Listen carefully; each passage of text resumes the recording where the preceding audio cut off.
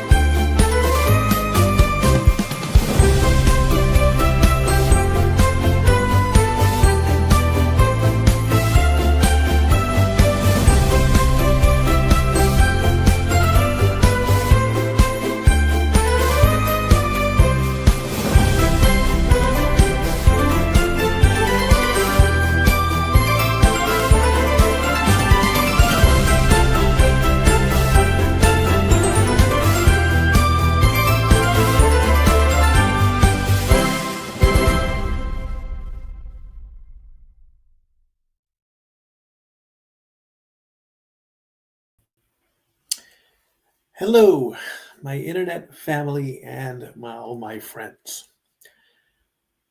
Welcome to this live stream watch along. Normally, I'd be starting at the top of the hour at 7 o'clock Eastern, but I felt that, and this is all my choosing and my decision, I felt that I needed to explain some things. One, my absence for last week. And two, I've got something to rant about.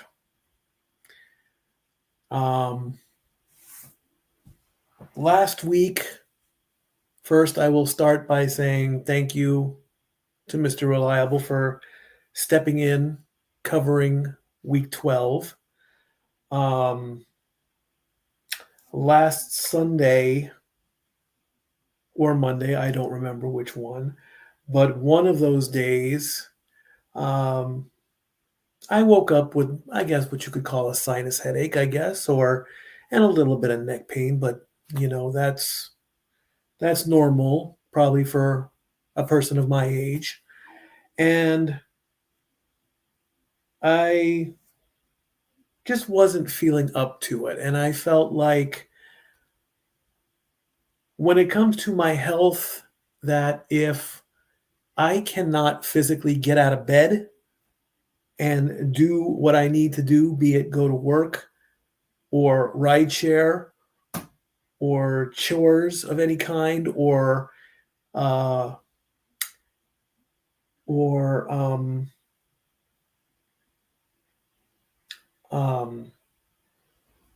errands, that I basically shut down. And of course, that is one of our principles here in Casa D18 and Simply Reliable. Priorities over passion. I love football. I love sports. I love wrestling. And there have been times where I have put the shows ahead of myself. So either whichever day it was last week, I just did not feel like I could perform or give the audience the best of my ability. So I messaged Walter and Zach, and I said, if you could cover for me, I would greatly appreciate it. So I greatly thank my family for that. Now, on the other side of that, I, like everybody else, I need to work to sustain life. I need to make money to pay bills. I need to make money to eat and maintain my car and things like that. And of course, I use my car to make some of that money with the ride sharing. And I have told plenty of stories prior to events, as I like to give a little update of myself. And so I have officially 2 cars because I can't get rid of one of them. As many of you know, or for those that don't, my first car was a 2015 Kia Sportage. That car has been dead since Christmas last year. It literally died December 23rd, 2024. My second car is the car I have been driving since December 27th or 26th, and that is a 2021 Chevrolet Trax.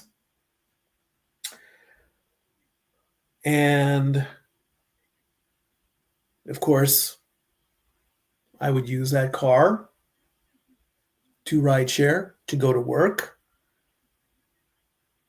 Stat Girl Dory Lou would use the car to get to work, and we would take her son to work. We are a working family. We all work.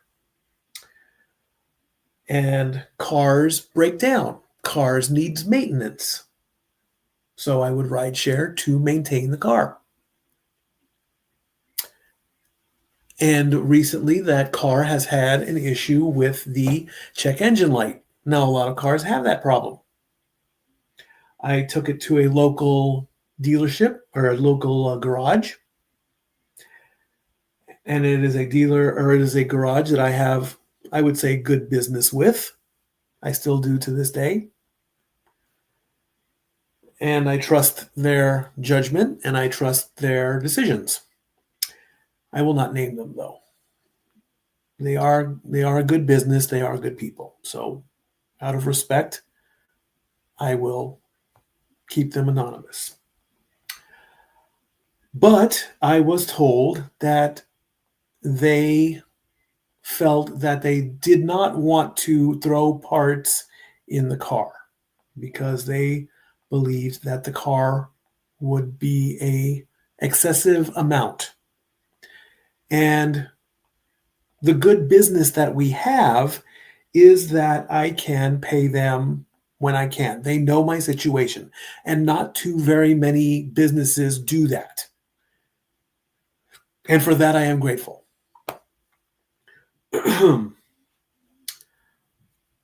So recently, the overheating indicator has popped up on the Chevy Trax. And that was a concern. So I brought the car home. And the next day, we put a big jug of water in it. And it started. And it seemed like everything was okay.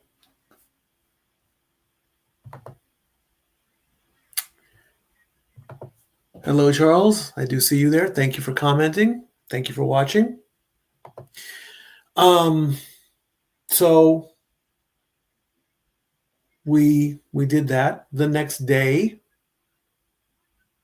Stat Girl called me and said the car has lost a significant amount of power to where it could not be driven properly.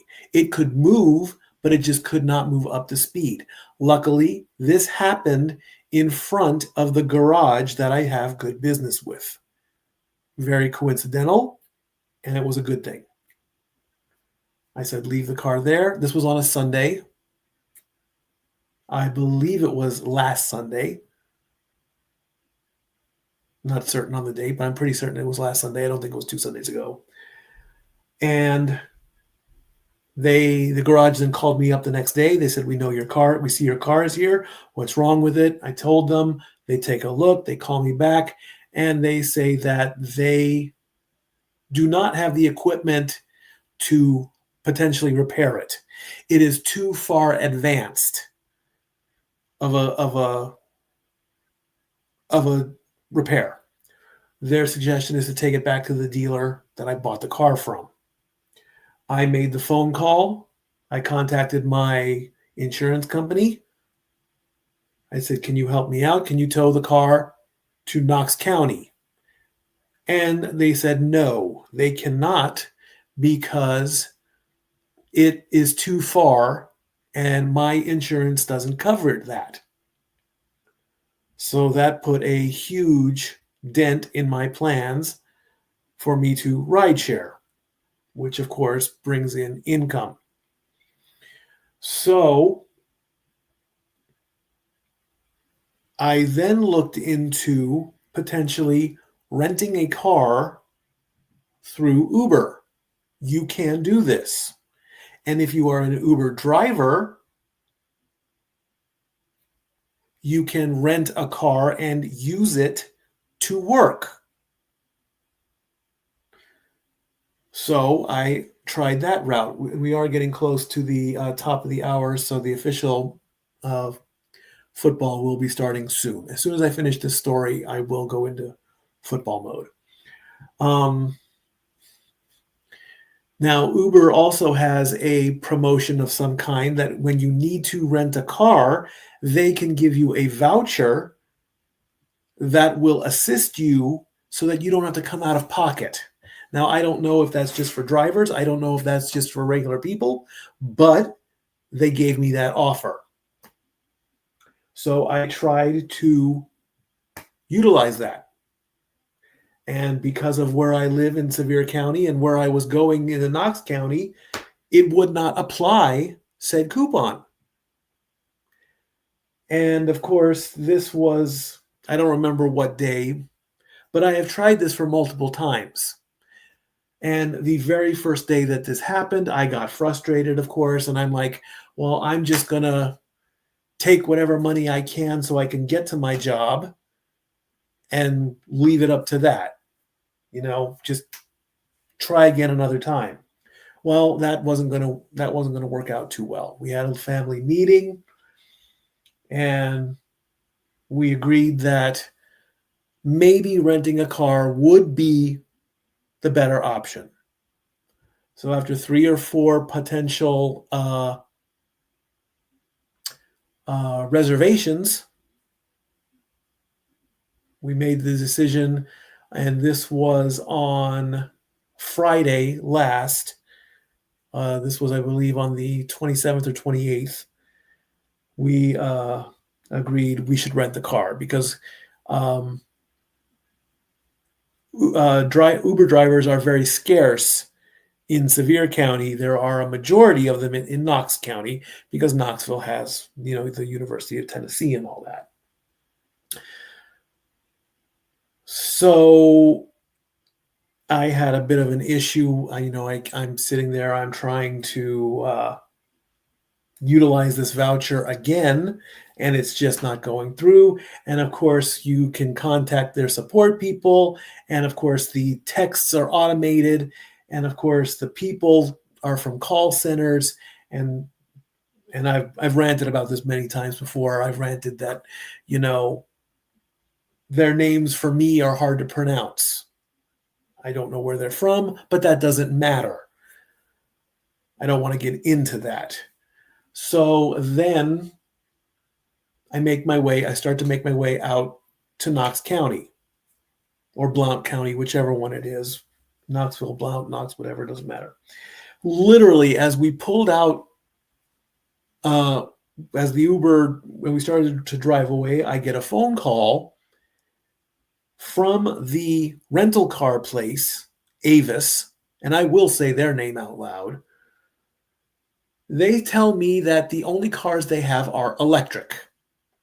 Now, I'm clueless as clueless can be. Yes, we live in a technological world where a lot of people rely on cell phones and things like that and electric devices, including some cars. I don't know any darn thing about an electric car. I don't know how it all works. I don't know. I'm the guy that would go to the gas station, pump gas into their car, and drive away. So, and this actually was the business, the place, and they did call me. I said, I do not want an electric car. I want a gas car. And of course, when you rent that, I guess it's the fine print that I guess I neglected to take a look at. but that's a normality in life. So there's that. They suggested going to another location.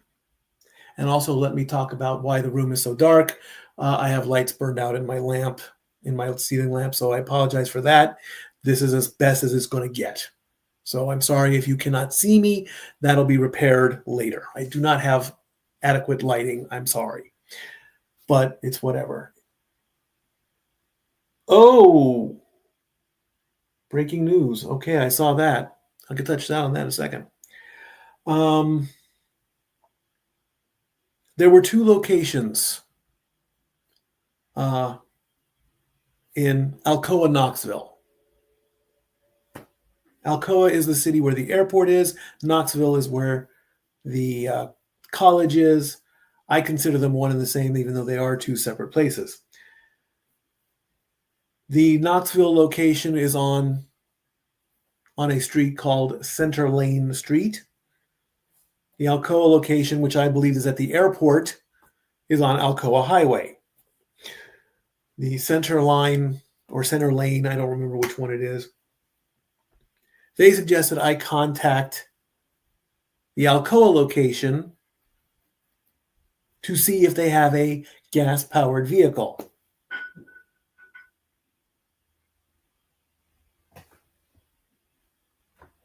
Lovely things outside my window. We're getting a look at Gillette Stadium at the top of the hour at Foxborough, Giants versus Patriots. And there is Drake May, quarterback for the Patriots. So I tried to contact the Alcoa location, of course, and then I got a call center. And the person on this line says, "Oh yes, there are let me backtrack a little bit.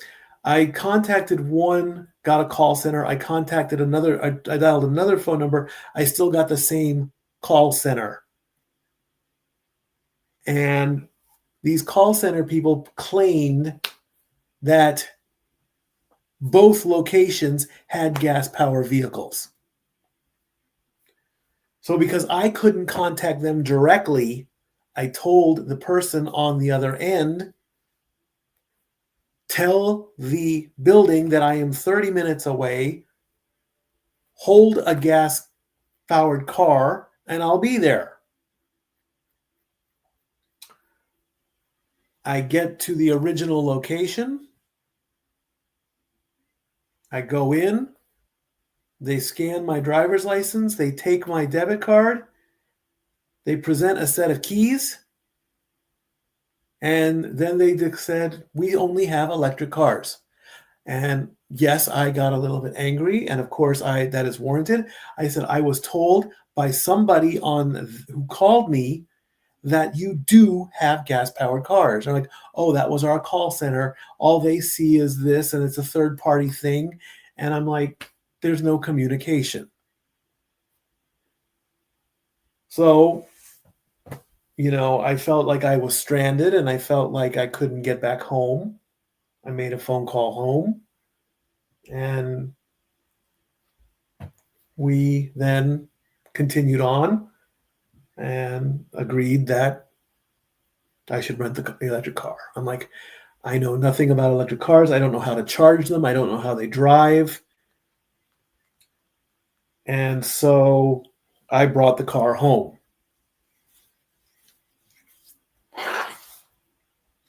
And the first thing I looked up were electric charging stations in Sevierville.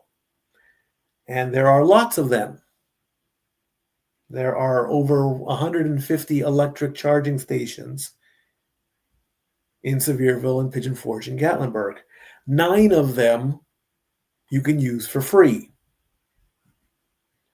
So I tried to search and I tried to post something on Facebook, and I get a few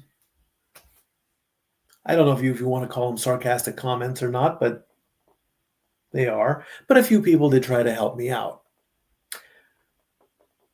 And so, and then a lot of people are telling me, oh, you treat an electric charging station just as if it's a gas station. You charge per kilowatt or kph or whatever. And the problem is it's time consuming. So I finally find a charging station. Now I got no information from Avis. And to make things even worse, when I also got home, I wanted to use the car to rideshare. And in another chat sequence with support, apparently Avis was supposed to set up driving with Uber with their car. But I was supposed to do that at the location. I had already brought the car home. So I'm like, well, that would have been nice to know. So that was another strike or another red flag or whatever you want to call it. So then we continue working, whatever. And it took me 3 days to figure out or find a charging station. And one of the people on Facebook said, oh, charge it at home. How do I do that? I have no idea how to do that. So I went to a local outlet mall here that has a charging station. And it was for free. And I used it for an hour, but it really didn't put a charge into the car. And apparently, charging a car is not like charging a cell phone or whatnot. And you could only use it for 1 hour at a time. So it might give you like compare that to, I don't know, getting like a few gallons of gas. So I go to find another charging station that I believe is free. And I chat with a couple friends from my regular job. And one of them say that, I charge mine at home. Do you have a home adapter? Is there one in the car? And at first I said no, but then I go lo and behold, I look in the back trunk. There's a home charger with an outlet with a plug, and I'm like, boy, do I feel dumb. Boy, do I feel dumb. So I brought it home. It is currently charging. It charges very slow, and it could potentially raise the electric bill. Now we're getting close to the other half of this story, and I do. It is almost a quarter hour, so I will be trying to get through this story as quick as possible and start talking about football like I'm supposed to. The company that I bought the tracks from, Old Ben Franklin Motors, they have radio ads and whatnot. And one of their ads, of course, is that you can bring a car in any condition and you can get $4,000 above value. What they don't tell you and what they do on the radio is they very quickly and very low volume, if you're lucky to make it out, subject to approval on credit and what you need. So I do not qualify for that. And that is a little bit disheartening. But I did get approved with some help. And on Wednesday, I have a third car now. And that is a little bit overwhelming, but necessary. I have never dreamed that I could drive a car, let alone owning 3 in less than 2 years. That is something that is very new to me.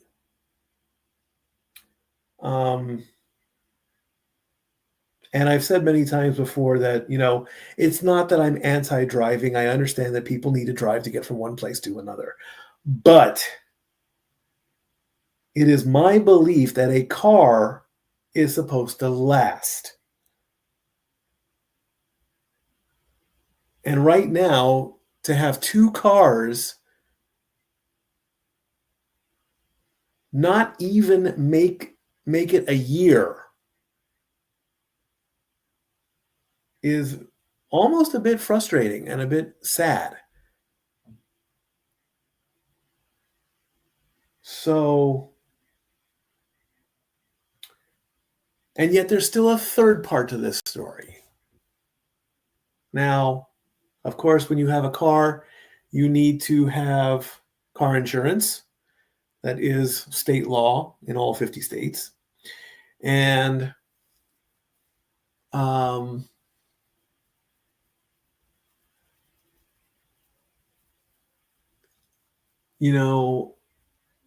if you don't pay for a car, eventually the car is going to be repossessed.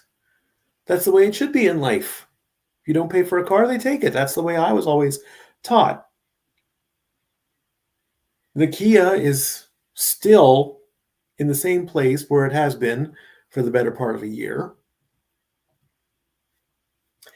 And with the Chevy, I have a letter from the Chevy people warning or stating that if this problem can arise in a car of your year, make, and model, that it can be repaired. Where was this letter before? Irrelevant at this point, though. It might have come today. I don't know. And it doesn't really matter at this point. But since I've already started and completed paperwork on a used 2022 Mitsubishi Outlander Sport, it's playing itself out like a movie. Very rarely, I think, does this stuff play out to other people. So on Wednesday, I am bringing home a third car. And it's just amazing to me that this stuff is happening. It really, really is. I mean, it's life. I get it. These things happen for a reason. Be it fate or God's plan or coincidence. I've been taught recently, you make a plan and God laughs. Because if that's the way you live your life, and if that's the way you believe, it all goes according to God's plan.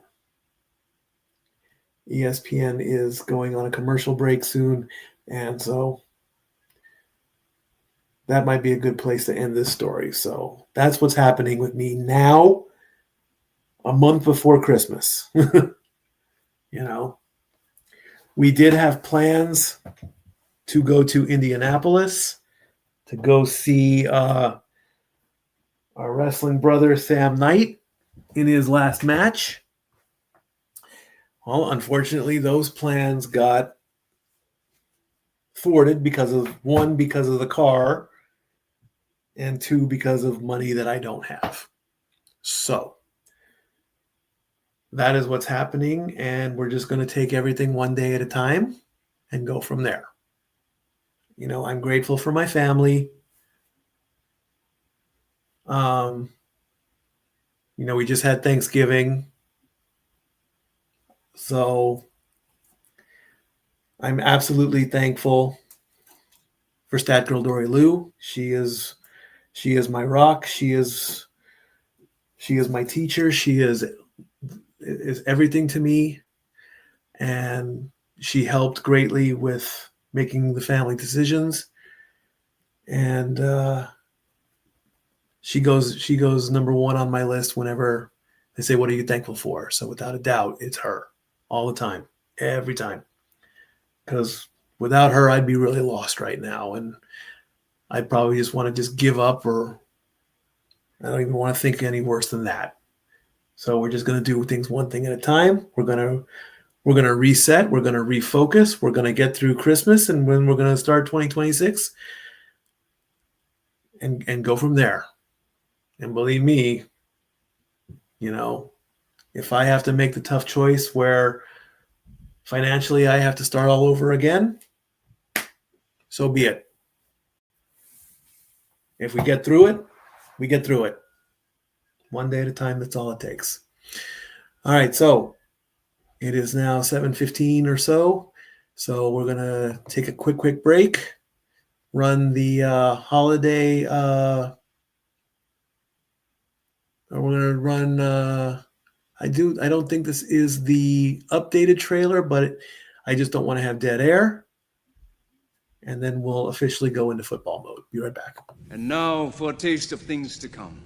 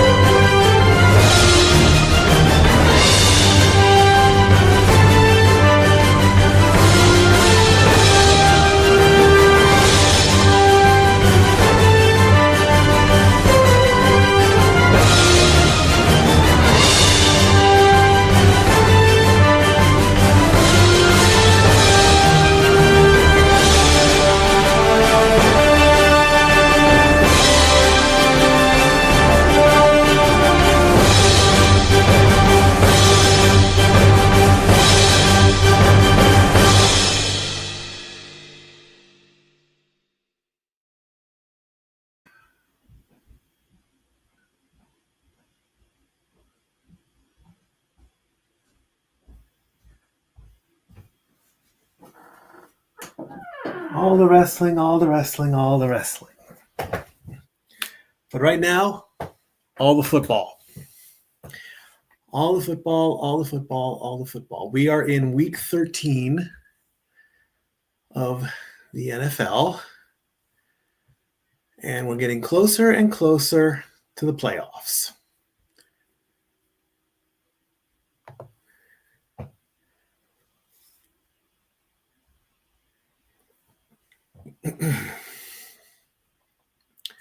Is this week 12 or is this week 13 that we're in?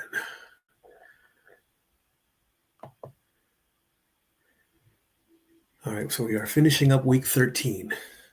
14, 15, 16, 17, 18. We've got 5 weeks left on the season. So Normally now again, this is, I've been going through so much that I have not been working on my football graphics. So I do apologize for that. And we're going to bring up the standings on ESPN.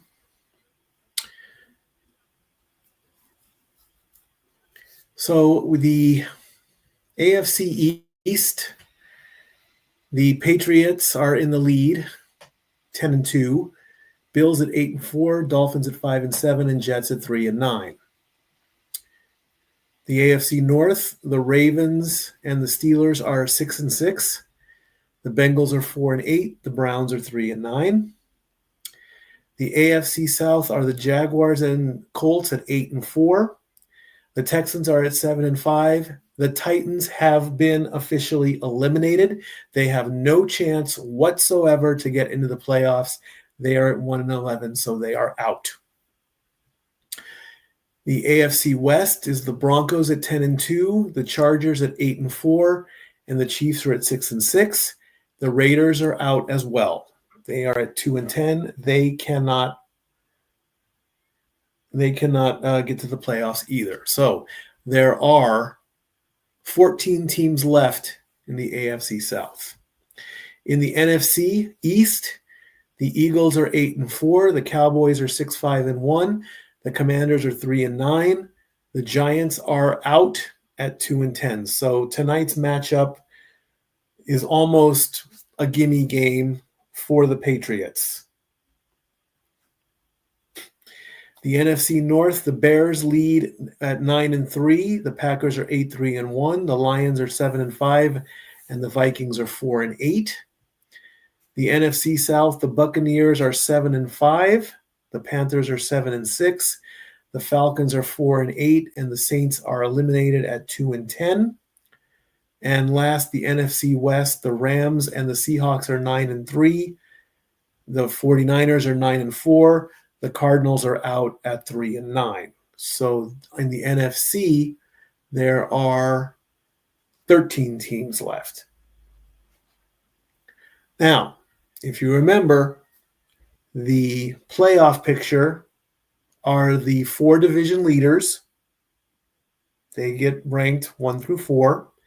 And then the remaining 3, the top 3 teams after that, regardless of division, become the wild cards. So in the AFC, the Broncos are the number 1 team. Now, even though they are tied with the Patriots, the Broncos have a tiebreaker on best win percentage in common games. So the Broncos are ranked first. The Patriots are second. The Jaguars are third. They have a tiebreaker over Indianapolis. And then the Ravens, who are tied with the Steelers, they have a tiebreak over Pittsburgh. The 3 wildcard teams are the Chargers, the Colts, and the Bills. Now, even though all 3 teams are 8-4, the Chargers have the tiebreak over the Bills. The Bills have the tiebreak, or the Chargers have the tiebreaker over the Bills and over the Colts. The Colts have the tiebreak over the Bills.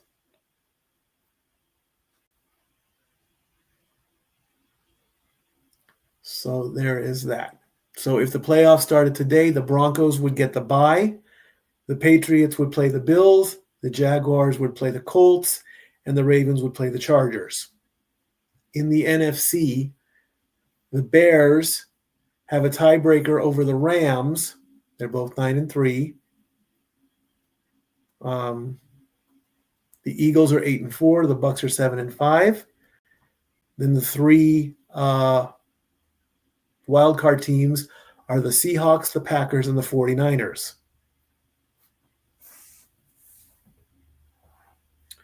ESPN also has, of course, their playoff machine.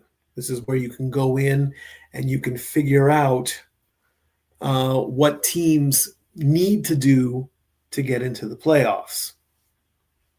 I would bring it up, but we're getting closer and closer to game time. It's getting closer to 7:30 here. Now, I also use the website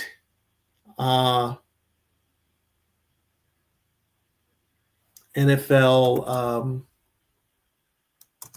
playoff scenarios. So let me bring that up.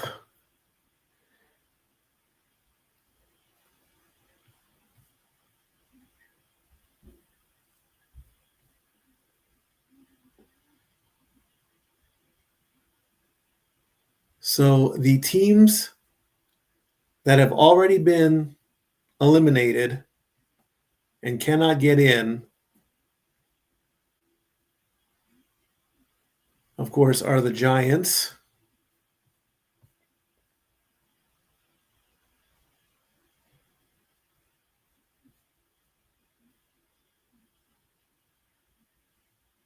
the Cardinals, the Saints, the Titans, and the Raiders.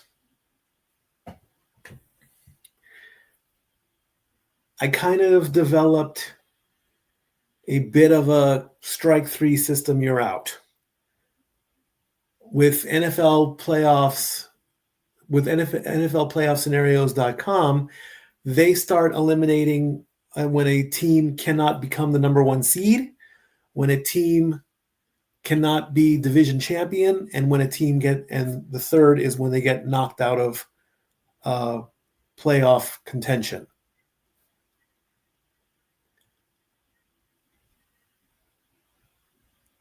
So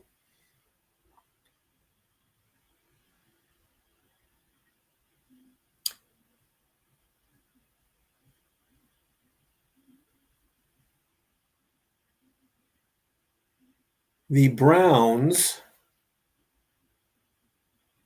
have already have a strike against them. They have one strike. And they were actually saved this week. It is possible to get two strikes in 1 week. So it would look better in a graphic, but and then, of course, as we progress on, we keep an eye on it. As far as tonight's only game, that if the Patriots do win, that will put two strikes against the Dolphins at 5-7. If the Patriots win, the Dolphins cannot become the number one seed in the AFC, and they cannot win the AFC East title. They cannot be division champion. They can still go for the wild card spot. So perhaps, if I have time, I can put the remaining scenarios up there prior to the start or during week 14. So the countdown clock is at 31 minutes and 25 seconds between the Patriots and the Giants. Of course, I still want the Colts and the Eagles to be the Super Bowl. We shall see. And the yawning starts already. Unbelievable. Unbelievable indeed.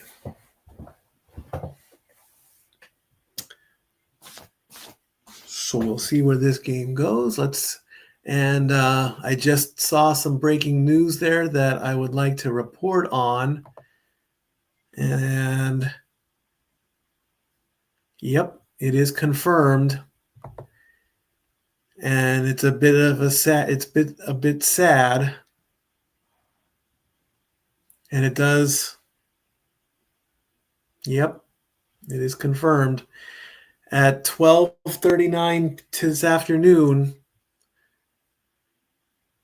Kevin Seifert of ESPN headline reads, Vikings waive Thielen to let wide receiver find a bigger role in last season.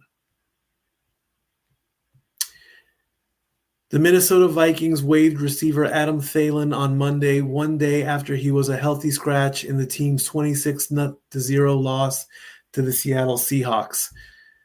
The decision ends Thielen's second and final stint with the Vikings, who are his hometown team and for whom he ranks number 3 in career touchdown catches, 4th in receptions, and 5th in receiving yards. He said in a statement posted on social media that he long ago decided that 2025 would be his final season and that he hoped to find a new home to go compete elsewhere for the last few weeks of my career. This is his statement from his own Twitter account at athielen19 on X. These are his words from his official statement. Vikings family, thank you. This is tremendously difficult for me to write and certainly not how any of us imagined this to go. As a Minnesota native, putting on this uniform over the years and representing this community both on and off the field has always meant that much more to me. This team is in my bones, it's in my heart, and it's part of my DNA. I will always be a Minnesota Viking. Since this past spring, I knew this was going to be my last season playing in the National Football League. Given that, the Vikings allowed me the opportunity to go compete somewhere for the last few weeks of my career. Minnesota will always be our home, and we are incredibly grateful to the Wilf family, Kwesi, KO, Rob, and everyone in the Vikings organization for bringing us back in August. This organization means the world to us from the top down, and this locker room is filled with true professionals. With gratitude and love, and I'll be back to retire, Adam.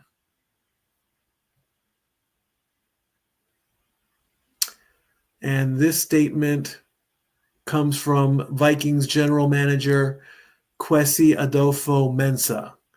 Last week, Adam's representation approached the team and asked if we would be willing to release Adam, expressing his desire to play a bigger role in the remaining weeks of what he has indicated will be his final NFL season. Following discussions through the weekend and out of respect for Adam, we have agreed to give him the opportunity to pursue more playing time elsewhere. Adam is one of the all-time great Vikings, and we wish him and his family continued success.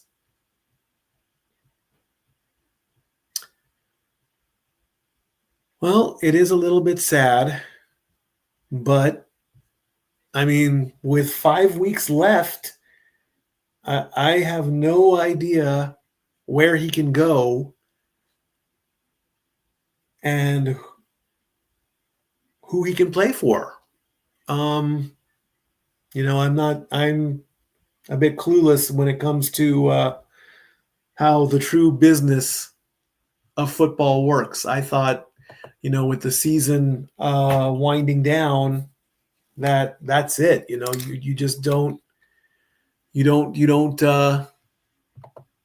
play very much.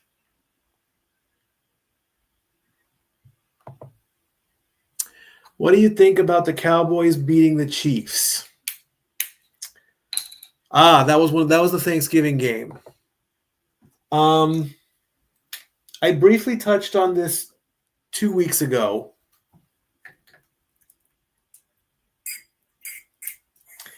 The Thanksgiving traditions of the games being played. The Lions always play on Thanksgiving. The Cowboys, I believe, always play on Thanksgiving. And it's no secret that the Cowboys have been a 50-50 team since I started this venture into watchalongs and sports reporting. You know, the Cowboys, in my opinion, are one of the top 5 fan bases, be it personal and professional. Yes, Jeff, that's because of you. I believe you're a part of that in my own personal way. And a lot of sports media groups go into a feeding frenzy when there's any type of news about the Dallas Cowboys. And mostly Jerry Jones. And, ESPN does it a lot, And I've stated also in many times about dynasties and dominance. And, in the 70s, the dominant teams were, I believe, the Steelers, the Bears, the Giants, the Jets, the teams of the past, Broadway Joe Namath, Mike Ditka is in there, LT, Troy Aikman, all these big names. In the 80s, it was Joe Montana in San Francisco. That was a big team. I believe in the 80s, the Cowboys were a strong team. The 49ers were a strong team. In the 90s, it was Tom Brady. As much as I bashed Tom Brady for the better part of 2 years, he and the Patriots were a strong, dynamic team. The Steelers became a strong, dynamic team. And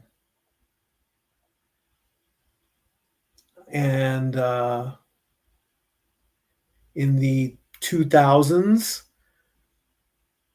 there, in my opinion, I didn't think there really was one because I didn't really follow football in the 2000s that much. Teams were going all over the place. Same with the 2010s. And now in the 2020s, of course, the past 3 years was the Chiefs and Patrick Mahomes. And, they won their 2 Super Bowls. They went for the third and didn't get it. And now they're 6-6 in week 13. If they can turn it around, then the loss to the Cowboys really means nothing.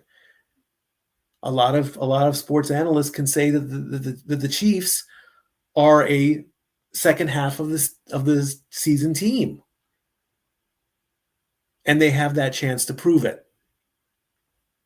Was it a surprise that the Cowboys beat the Chiefs? Absolutely. The Chiefs, in my opinion, are trying to regain their dominance.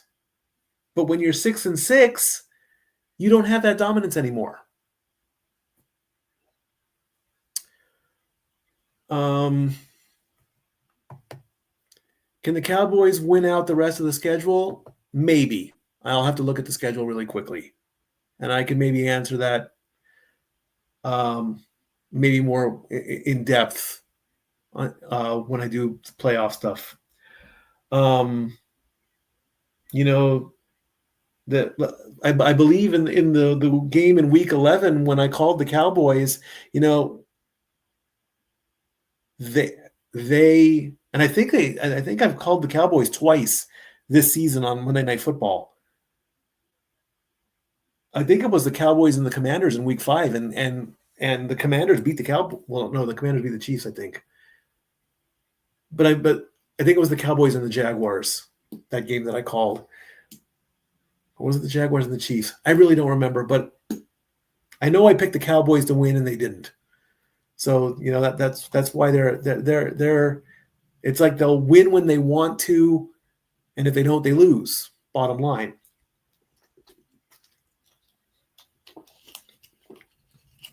There's still 5 weeks left to play. A lot can happen. So let me take a look. I'll now try and answer that other part of the question. Let me bring up the schedule for the Cowboys.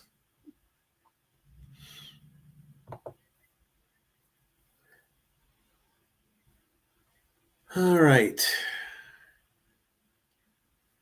So the Cowboys play the Lions this week. They play the Vikings next week.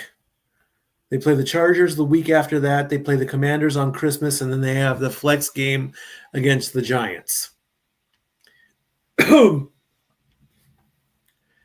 So, and this is really, really quick without looking at stats or standings or anything like that. Cowboys-Lions has the potential to be a very good game. So that game will be tough for the Cowboys. Do I believe they can pull it off? I'm slightly leaning towards no. Because I still want the Lions. I would love to, if we can't have the Vikings in the Super Bowl or in the playoffs, the Lions are our second or third top team to do so. Cowboys-Vikings, oh my God. Cowboys-Vikings would probably, I mean, if the Vikings can get their quarterback situation together, then I would love to root for the Vikings in that one. It all comes down to the quarterbacks on that. Cowboys-Chargers, the Chargers are in a prime position to get to the playoffs. So that's going to be a tough game. Cowboys-Commanders, Cowboys-Giants. Cowboys-Giants, that's going to be a given. Okay, the Giants have already been eliminated. So barring the end of the season miracle for the Giants, the Cowboys should win week 18. Depending on what the Chargers do in week 17, I don't want to see the Chargers get lazy. So, I mean, I think the Lions will give the Cowboys a good fight. I slightly want to see the Lions get that one. If it's Cowboys Vikings, McCarthy might have a chance against Dak if he's healthy. As long as he's healthy, he can have a chance. If it's the third string quarterback, Dak is going to mop the floor with him. Bottom line, and that's just being real. And then depending on what the Chargers do in the next 2 weeks, I mean, if they somehow can, I don't know, I haven't looked at the standings yet or whatever, but if they go into cruise mode and get sloppy, they can hand the win to the Cowboys. The Commanders, again, I'm not certain what the Commanders. Now that I just looked at the standings, the Commanders are on life support, so the Commanders should be an easy win for the Cowboys. So, I mean, I don't think they're going to win the division. I think if they, depending on what happens with Minnesota, the Commanders and the Giants, they could get a wild card spot. Will they get the division? No, that's going to the Eagles. The Eagles are going to try and defend their title. So there you go with that.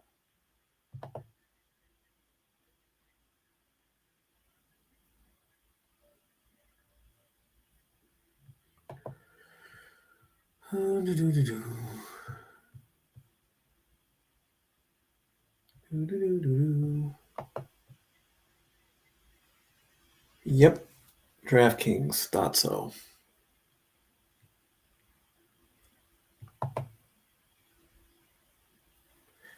So yeah, Dallas and Detroit on Thursday. It's going to be a good matchup. It's going to be. I personally want to see a duel between Dak and Goff. Can they win? They can. Either team can win. Will they win? Right now, I'm saying no, because I want the Lions to win them a little bit more. Bottom line. Countdown clock at 14:40. As I guess ESPN Bet has finally shut down because ESPN is now promoting DraftKings, which tells me that I think that ESPN has finally cut ties with their own betting stance.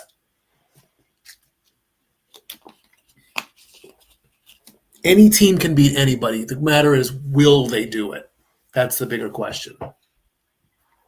If you're asking me, will the Cowboys beat the Lions?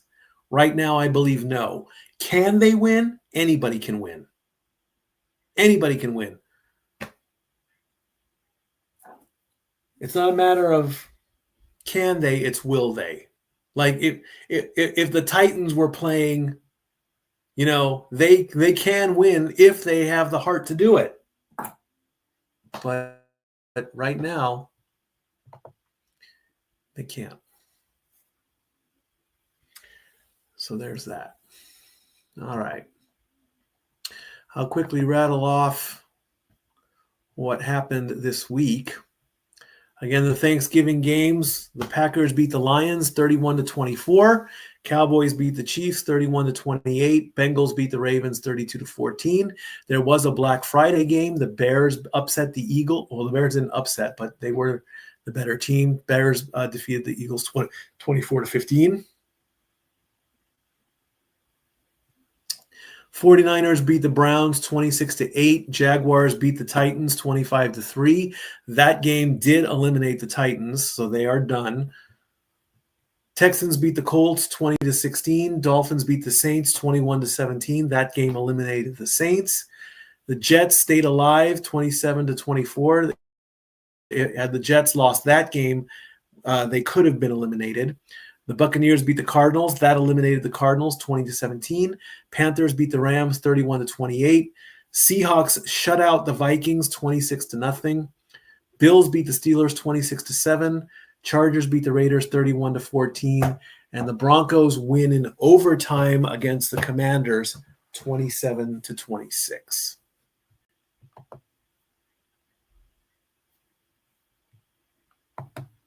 What do I think about the Bears being number one? In the household, the NFC North is one giant rivalry. Any way you slice it. Any combination. It doesn't matter which team it is. Bears, Lions, Bears, Vikings, Vikings, Lions, Lions, Bears, Lions and Vikings and Bears, oh mine. And like I said earlier, the Bears were a dominant team a long time ago. Chicago, though, is a major city. Los Angeles, New York, Chicago, that kind of thing. So it's now it's not a since I'm not a diehard football fan, it's not like I'm going to pull my hair out. Hey, if they're the number one team, then they're that good. Oh, okay, there you go. You've put in the work. You're a good team. You're the number one team. There you go. You got it. So it's not a horrible thing to me anyway. To a lot of fans, that think that is the greatest division in the world, which I kind of do believe that it is. Then there are a lot of fans that don't believe that. It's not liked. The Cowboys may be America's team. The NFC North is the league's division because that's just the way it is in this house, for one.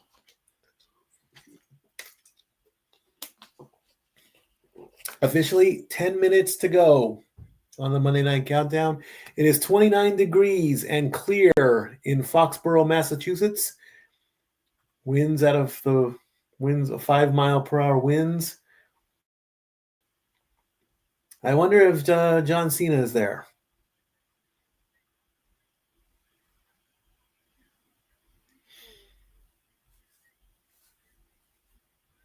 And of course, the tiebreaker situation as well.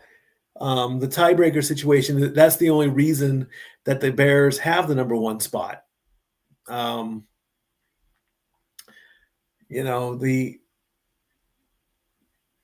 can get complicated when it comes to ties.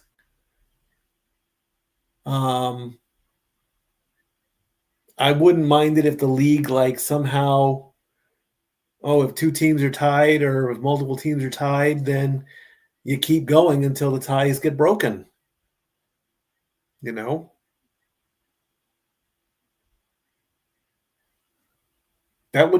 be a pretty good idea, I believe. It's like at the end of 18 weeks, if you've got two teams that are tied in a division, well, guess what? Make them play for the division title. Conference games, division games, head-to-head matchups. I mean, they have a protocol of 7 possible ways to break a tie. And it can get confusing. It should be simple. One rule. If teams are tied, they play a tiebreaker, regardless of how the season, how they played in the season. And you just keep playing until that tie is broken. Bottom line. That's as simple as it can be, really.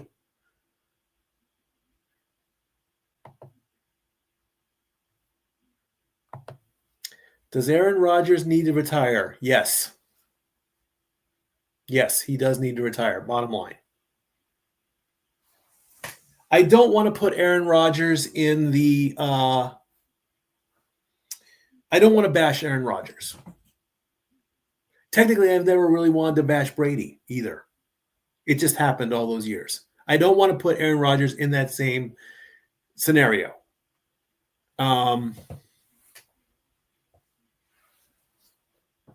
People cannot go on forever. Bottom line. You can't go on forever. You can try, but there comes a point in everybody's life where you just can't do it anymore. That is natural. That happens. Your body only can do so much. Then there are miracles like Dick Van Dyke who wants to keep going.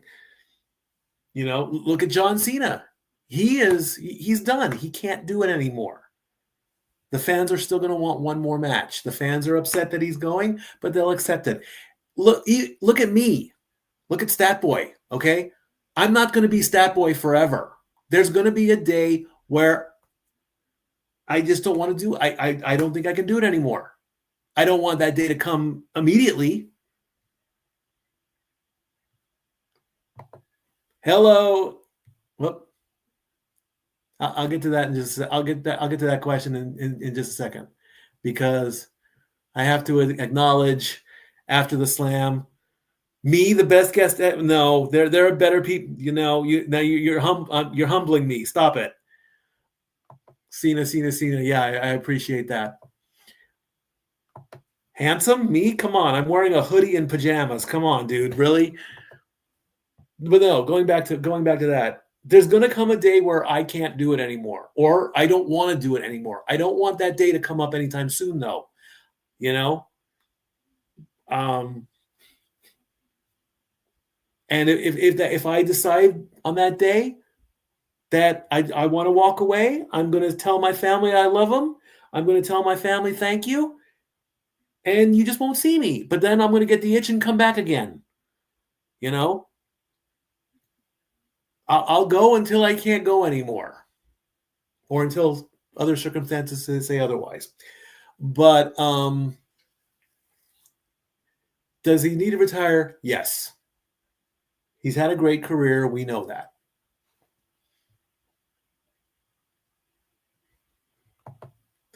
Am I free on Sunday, December 14th?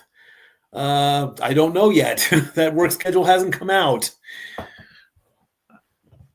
Why, you want to do after the slam round too? Hey, who knows? I don't know. Maybe.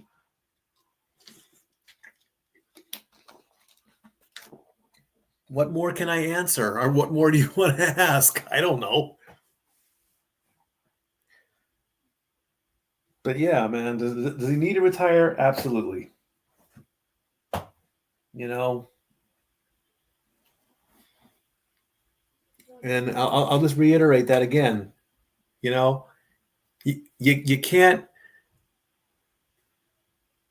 Oh, the John Cena tribute.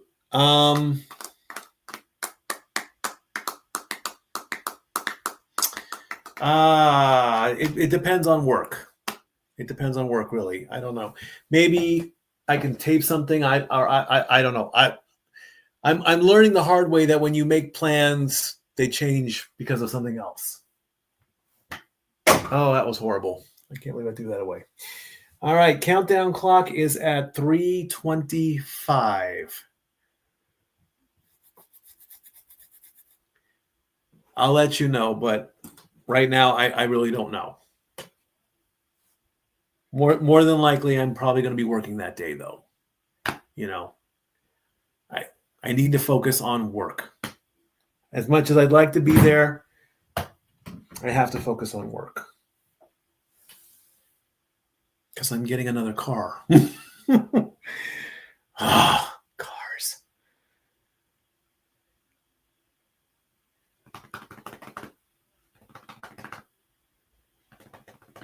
Getting closer and closer to the countdown. Oh, the other question. Yeah, sorry about that.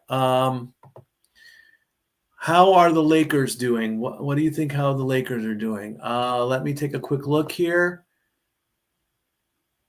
NBA standings. Currently, the Lakers are second place in the Western Conference at 15-4.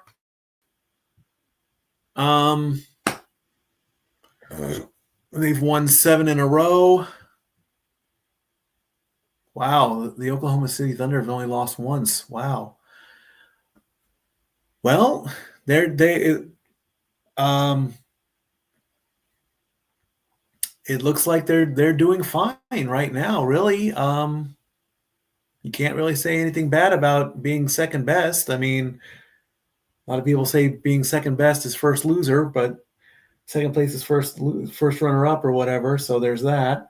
It looks like they're doing okay to me. Of course, the Thunder have the best record in the league. I do know that the NBA record, I believe, is still 72-10. So, I mean, they've won 12 in a row. Wow, that's impressive.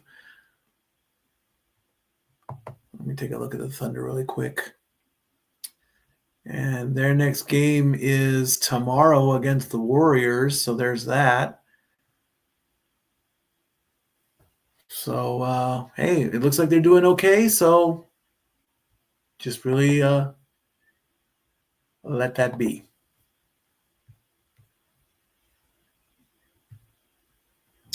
All right, the ESPN squad is quickly going to give up their pick for the game. I'm expecting a Patriots sweep.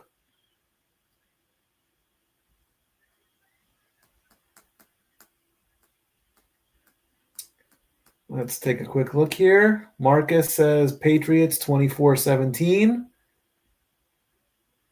Jason 24-21.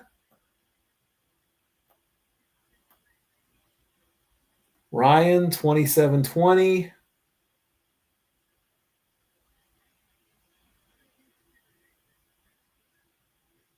Scott, 28-24. Adam Schaefer says Justin Herbert had surgery. That was on his hand, I believe. I think then he's probably going to play on that.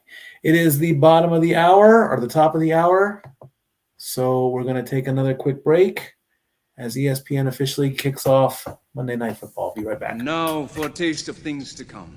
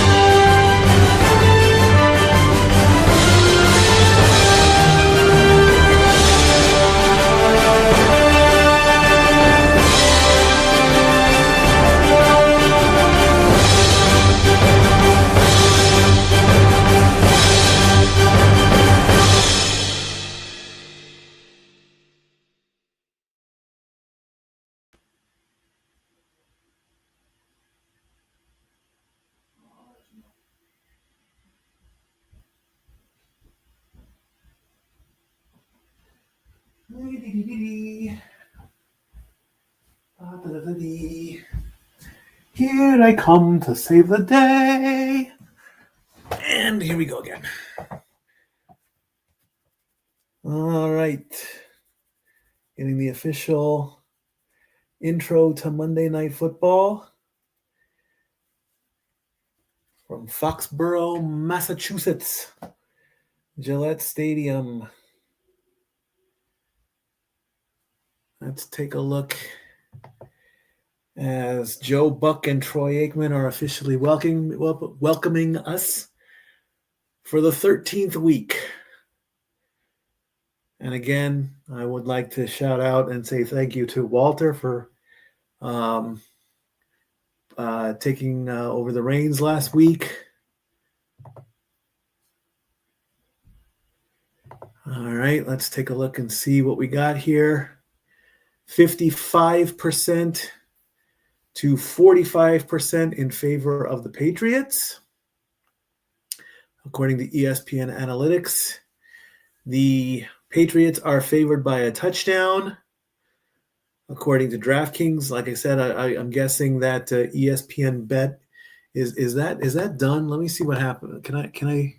What happens if you try to go to ESPNbet.com?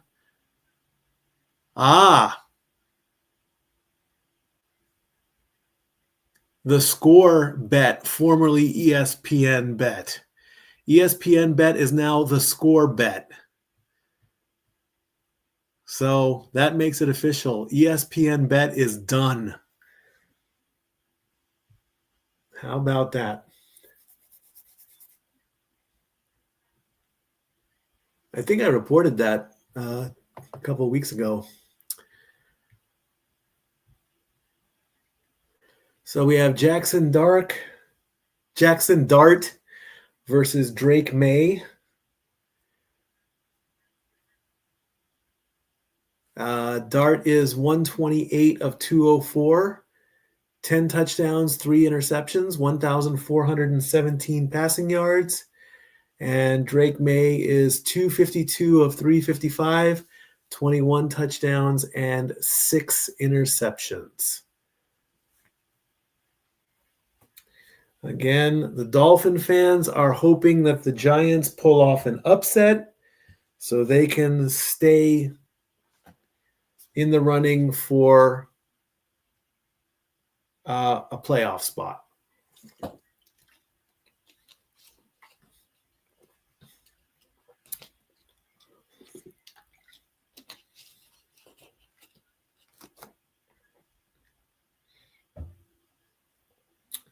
So we will see where that goes.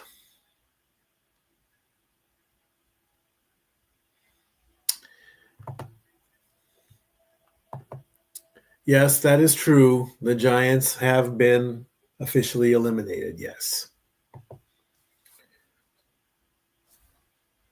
that is true. Five teams are currently not possible to be in the playoffs. The Giants are one of them. So the Giants are essentially playing for pride.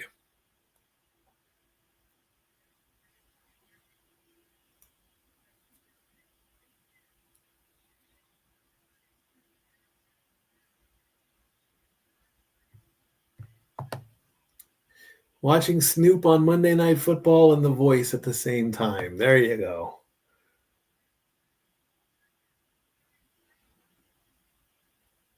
Patriots all taking a knee in silent prayer, asking for blessings.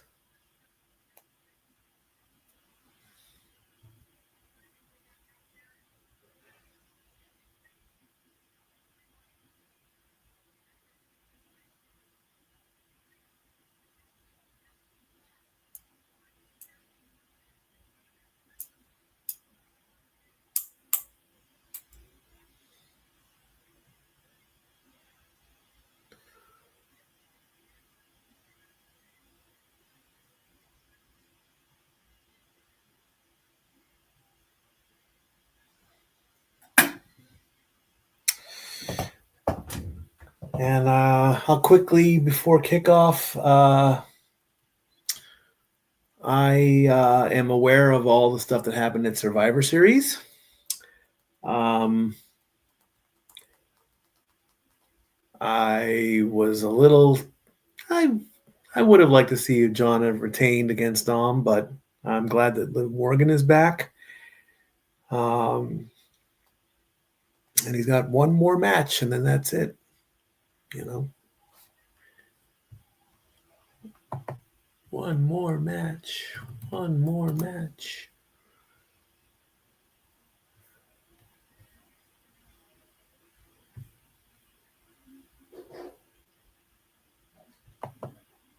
Gunther and Solo clash in the last time tournament finals. And then it's Jey Uso versus LA Knight. I would not be surprised if they did Jey and Gunther in the finals, and then have Gunther. That'd be a bit of a dream match.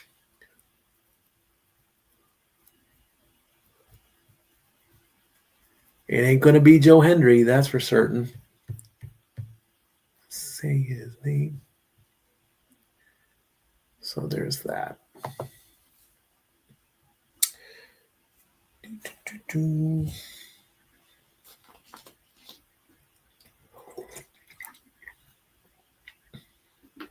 It's very satisfying to tell your thoughts. And again, I do apologize for the lighting.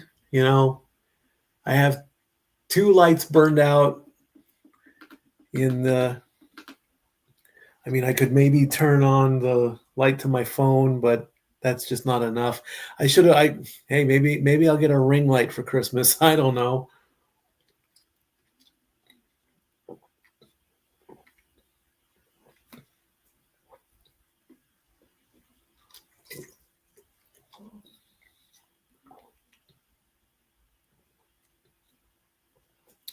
Maybe I'll win the lottery or something.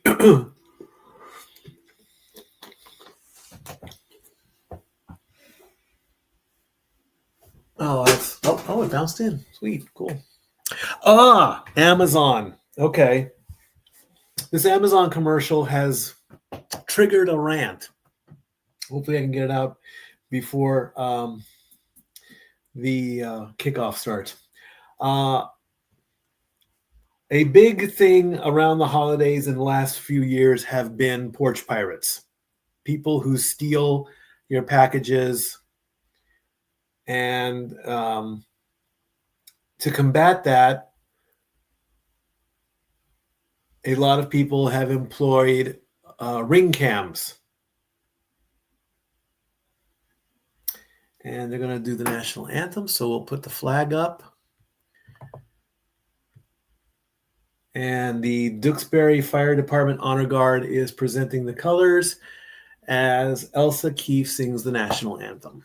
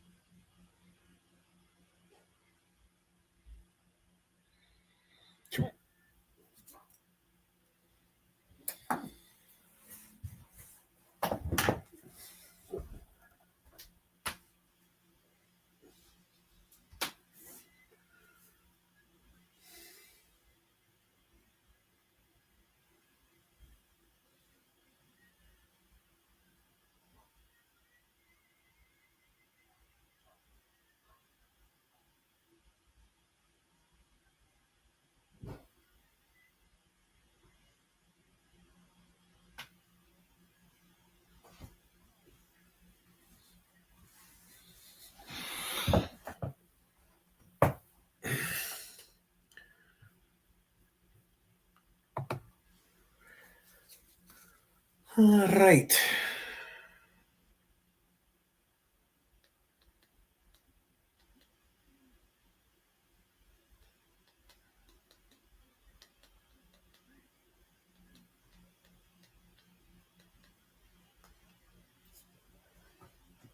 So a lot of videos of people attempting to steal packages, and these packages are fake. They are rigged with an explosive and a cloud of smoke and glitter, commonly referred to as a glitter bomb. And the person in question, of course, goes up, takes the package.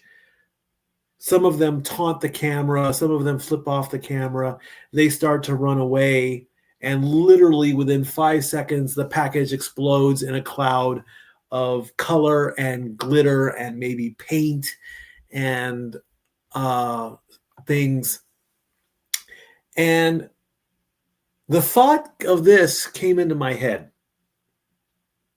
What if, and this could possibly happen, and I have not yet found any kind of evidence that this has happened. What if a person who allegedly, because you never know who it could be, claims that they got injured while trying to steal said package? How is that gonna go? Okay? The evidence is there. The evidence is video footage of a person who does not live at the residence where that package was, Okay. You have a person who got something stolen from them by one of these people, and it may have happened multiple times, and then they've had enough, and so they set a trap to catch the person that did this, and it is their goal to teach them a lesson. But what if the person that gets covered in glitter and paint and smoke decides, I have to go to the hospital, and Mike Kafka versus Mike Virabel are the coaches? I mean, it's just something that I think about. It's like if there was ever a suing craze where people would sue each other, The Giants are going to kick off. The Patriots are going to receive the ball, and we're underway. The 10, the 15, the 20, the 25. Still on his feet. 30, 35, 40, 45. What a return. How about that to start off the game?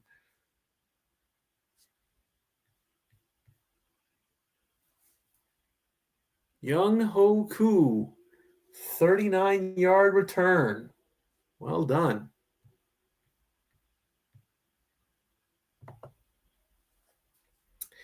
Patriots wearing red, Giants wearing white.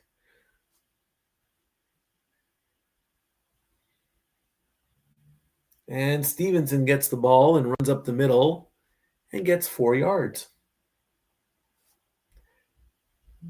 Drake May, 10-2 record, 71% completion percentage, 3,130 passing yards, 21 touchdowns, and 6 interceptions. 2nd and 6 coming up. Coming out of the huddle.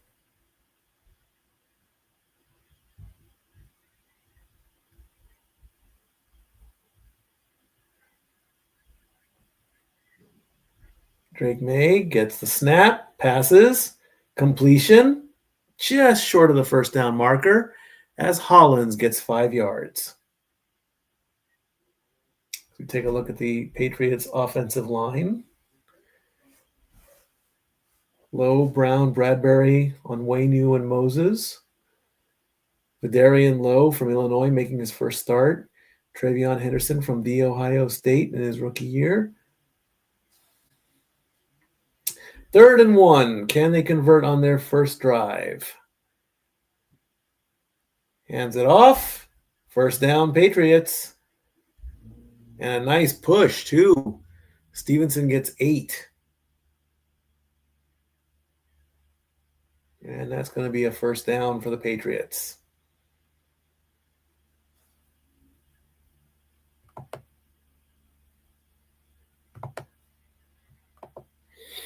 Nice little replay. Burst through the line.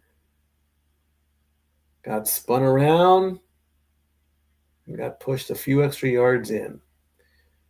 All right, 1st and 10 for the Patriots from about the 34-yard line. He's going to air it out. And nobody there. Incomplete. Hollins was the intended target. Incomplete pass.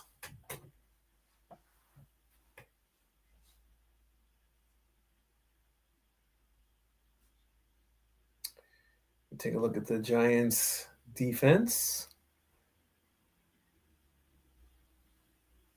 Rookie Abdul Carter, Penn State. 2nd and 10 from the 36 actually. May with it. Passes, complete. First down, and then some. As Stephon Diggs gets a 13-yard pass to keep the drive alive.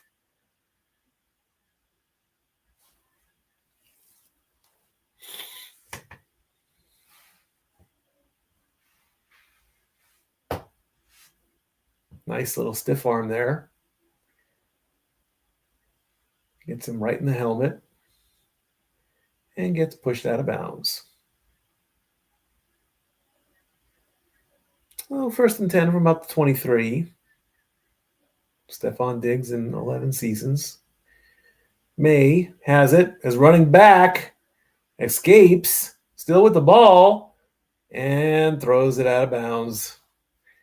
He escaped a couple tackles on that one. Almost got sacked.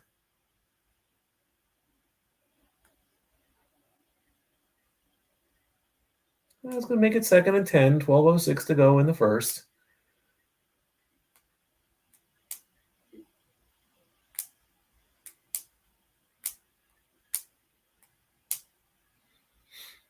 From the 23, 2nd and 10, gets the handoff and gets a good 7 yards as Stevenson goes to the right.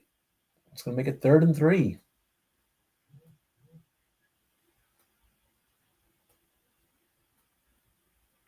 We take a look at Ramondre Stevenson from Las Vegas, 4th-round pick in the 2021 draft. He's a Sooner, 6 foot 227.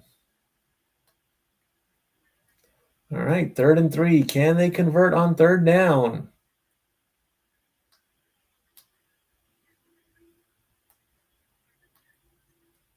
Waiting for the snap. 3 on the play clock. May gets the snap, and he's going to fake a pass. Oh, and got the 1st down. Got 10 yards to Henry. Only needed 3, though. I thought they would have run that one, actually. And that's going to bring up 1st and goal.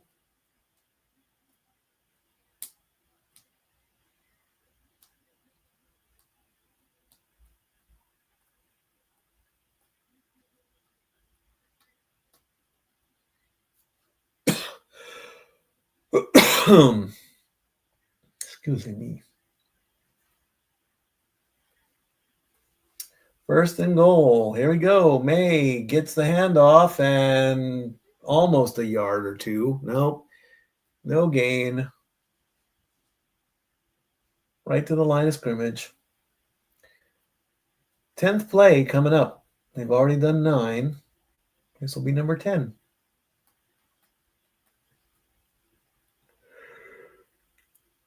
And the yawning begins. Mike Verabel, 1st season as Patriots head coach. 2nd and goal coming up. May throws to his left, completion, and gets 2. Henderson gets tackled by Okereke. It's going to make it 3rd down. They did convert on the last 3rd down. Short little pass there, but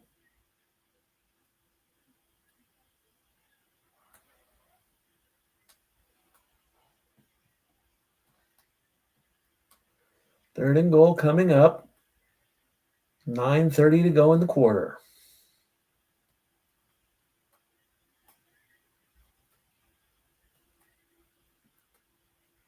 Three on the play clock. May gets it, throws to his right, and incomplete.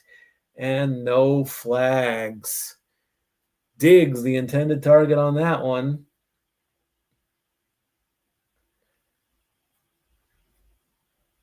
Diggs with a nice little quick, almost a button hook, but Phillips played some good defense on that one. Ball went right through his hands, so I don't think he really had a chance for that one. So, Borregales with a 22-yard attempt. It's a chip shot, basically.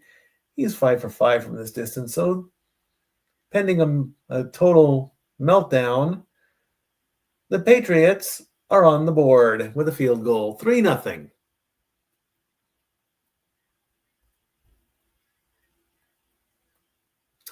Now Jackson Dart will take over.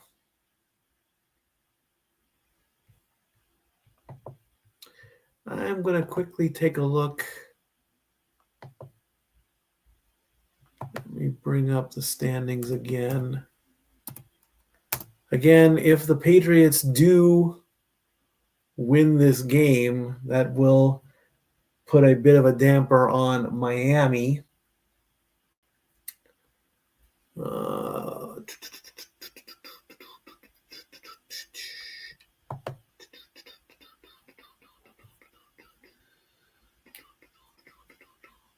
on, computer. So if the Patriots do win this game, they will jump ahead of the Broncos for number 1 seed in the AFC. And if they don't, they will stay put where they are. So I just wanted to get that taken care of.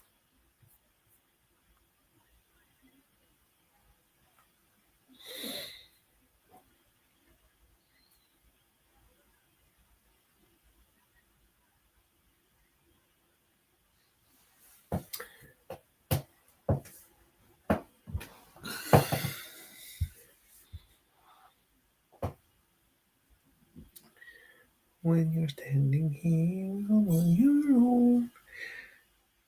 Oh, I see that Tom Grossi is broadcasting as he normally does, and I would also I'm going to see if I can send him a quick message. January.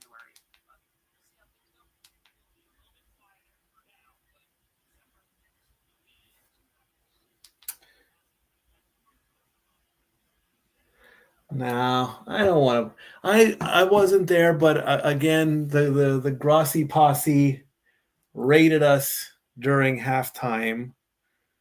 I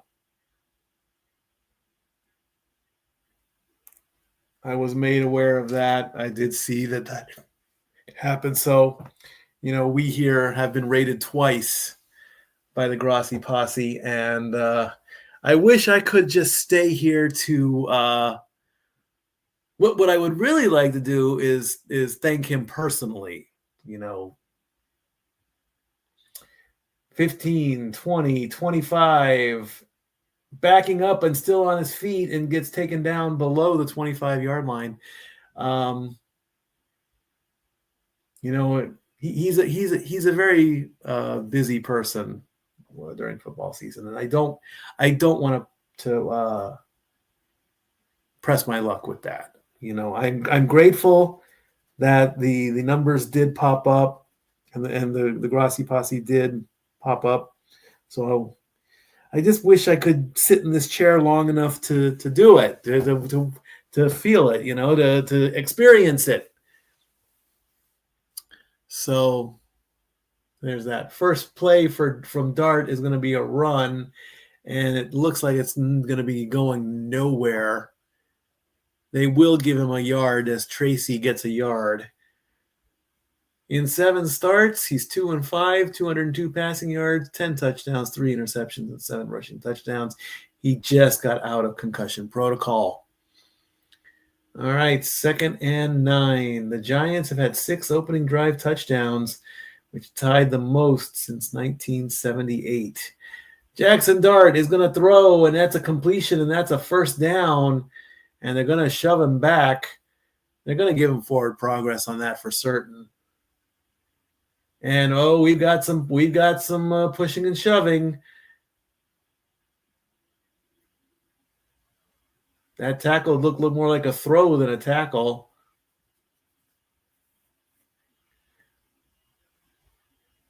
As Slayton gets 11 yards. Let's take a look here. He gets the catch, and he gets swallowed up. Well, that wasn't the replay I was looking for. There's the catch. There's the wrap. And then they push, and then they shove him, and then they darn near threw him 5 yards. So 11 yards officially gives the first down.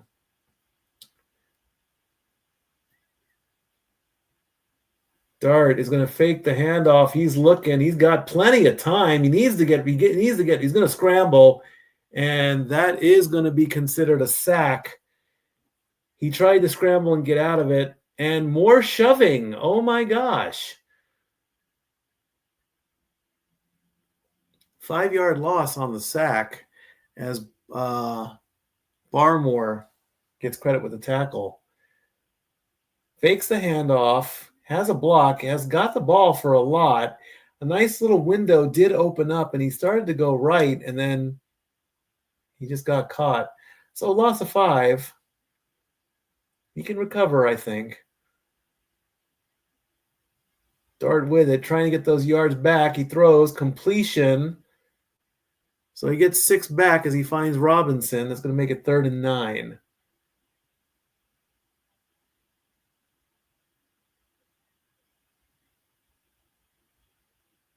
What a hit. Then more pushing and shoving. Oh, he grabbed him almost by the chin.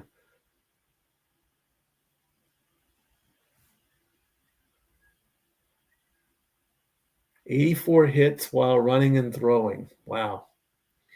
All right, 3rd and 9. Can the Giants convert?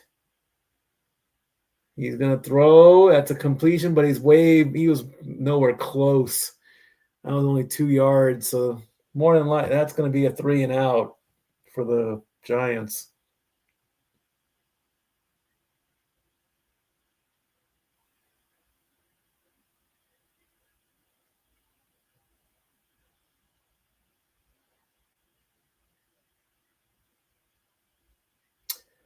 All right, Marcus Jones from Jamie Gillian.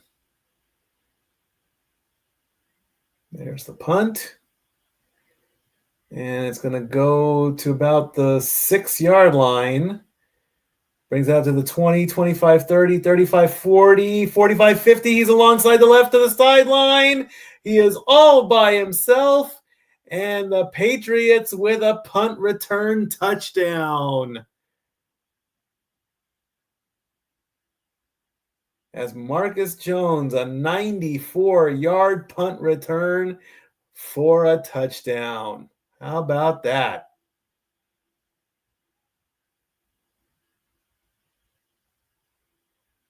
And it's already 9-0 Patriots.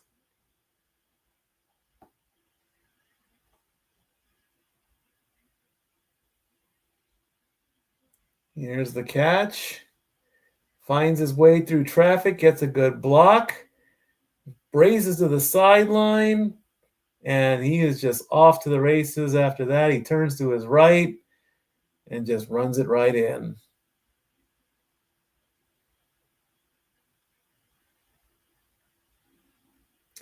Extra point is good. Marcus Jones, the only player with offensive, defensive, and special teams touchdowns. It is a quick 10-0 for the Patriots. ESPN goes to commercial.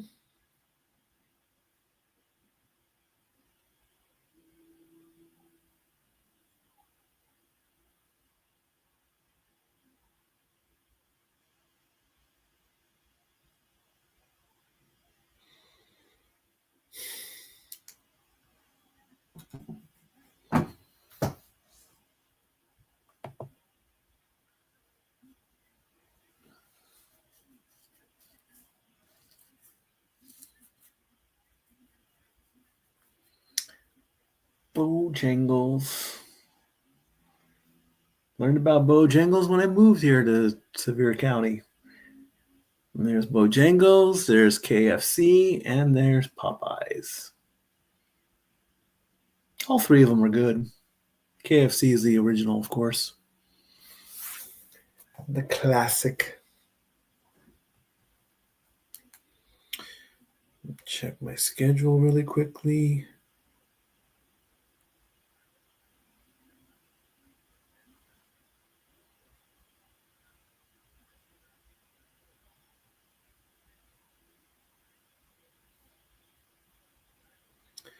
Yeah, we'll leave Tom Grossi alone. I don't want to push my luck with that. If he decides to, that's on. That'll be fine. But I don't want to. I don't want to bother him that much. All right, the schedule.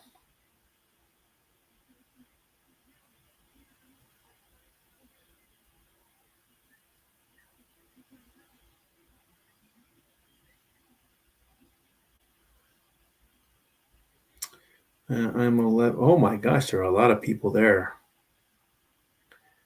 11-6.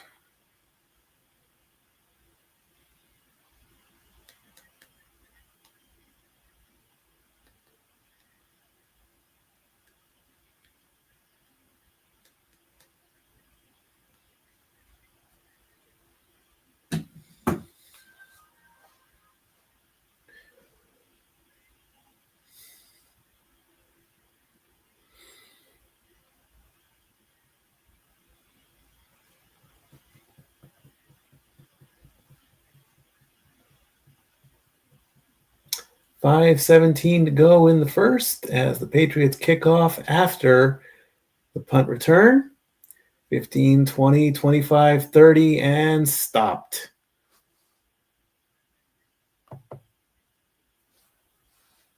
$19 yards. Nice return.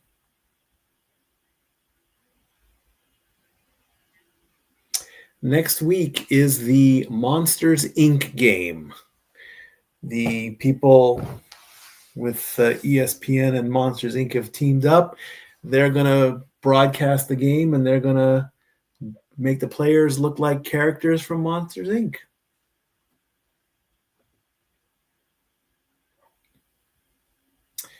All right, it's a handoff. It's up the middle. It's probably 2 yards on that run. It's going to make it second down. Clock reaches 5 minutes.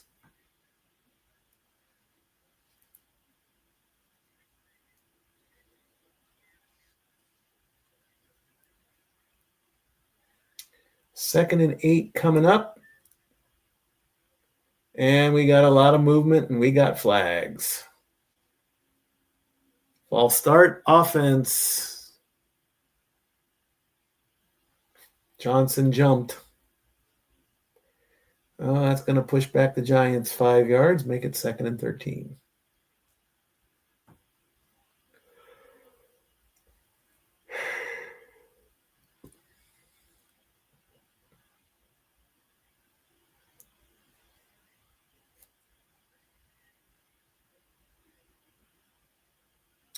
Oh, from the 27-yard line. It's a fake handoff. Dart's rolling around. He's gone, and he's going to do it himself. And, ooh, what a hit. Oh, my gosh. Oh, man, oh, man, oh, man. We got problems here.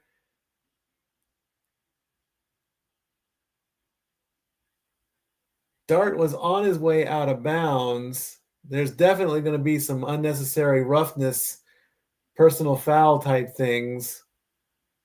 It looked shoulder to shoulder.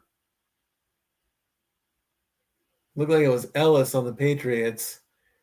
So Dart fakes the handoff, rolls to his right, gets to about the 30, gets out of bounds, and wham, he just gets pulled out. I mean, he got blasted big time.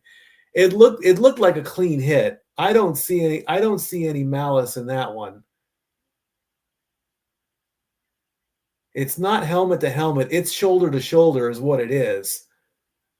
And the rest of the team, the Johnson decided to play like he was a ram and decided to go after Ellis.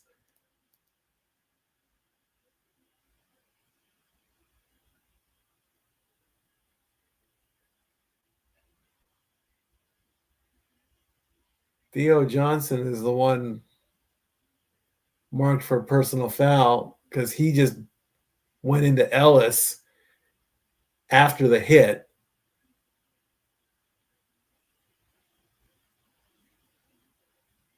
Well, that's going to tack on an extra 15 yards. Well, that's going to push him back 15 yards.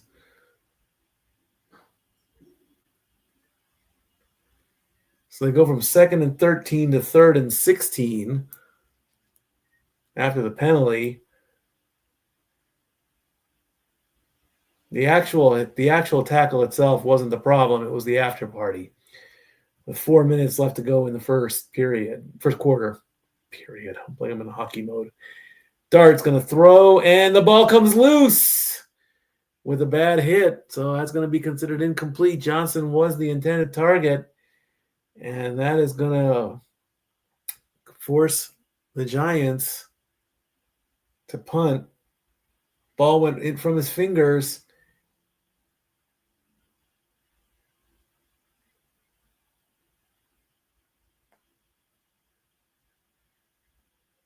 So Marcus Jones waiting for another punt return. Can he do it again?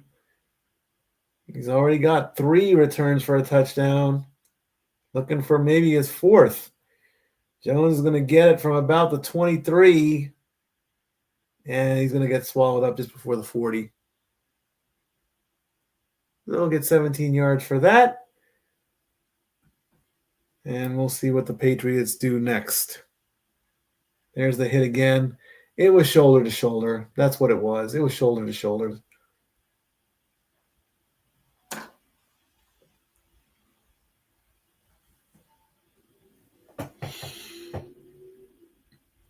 Shoulder to shoulder. Let's take a look at the basketball scores. Let's take a look at the basketball scores. Let's take a look at the basketball scores. The Hawks are defeating the Pistons right now with about 2 minutes to go in the third. The Hawks are holding on to a 1-point lead, 68-67. The Cavaliers are beating the Pacers with about 6 minutes and 30 seconds to go in the third, 81-71. The Bucks are beating the Wizards with about 5.5 minutes to go, 81-70. The Hornets and the Nets are tied at halftime at 59 each. The Heat have a commanding lead. They're about a minute to go before the half, 74-48. And the Bulls are holding on to a slight 2-point lead with a minute to go before halftime, 51-49. The Mavericks will take on the Nuggets in about 20 minutes. The Rockets will play the Jazz, and the Suns will play the Lakers.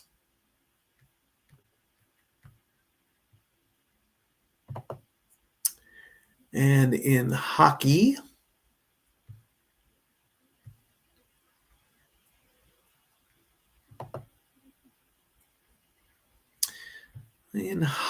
at the good old hockey game, there's the best game you can play. There's about 6:25 left to go between the Blue Jackets and the Devils. They're in the second period. They are knotted up at 2. The Penguins and the Flyers, they're about getting ready to go into their second intermission. Penguins are up 3-1. The Sabres are currently shutting out the Jets with 16.5 to go in the second. They're up 3-0. My Duckies are beating the Blues. They're about a minute away from the end to the start of the first intermission there. Duckies are up 2-1. And the 10 o'clock game, which starts in about an hour 15, between the Mammoth and the Sharks. I am way behind when it comes to hockey. I'll tell you that right now. All right, here comes Drake May. What's he going to do? He's going to pass. That's a completion and a first down. The Ducks are doing very, very good from what I am remembering. So the Patriots get first down. They got a 10-yard pass there. A pass? What's a pass? I don't know.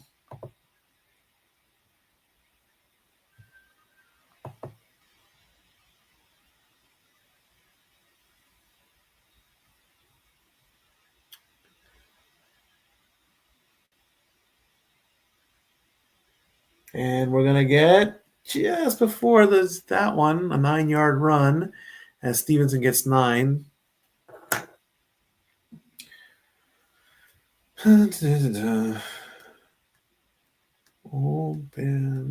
Opens at 10. You should be there. Hopefully no later than 1. May takes it himself, getting the first down. Quick 3-yard run.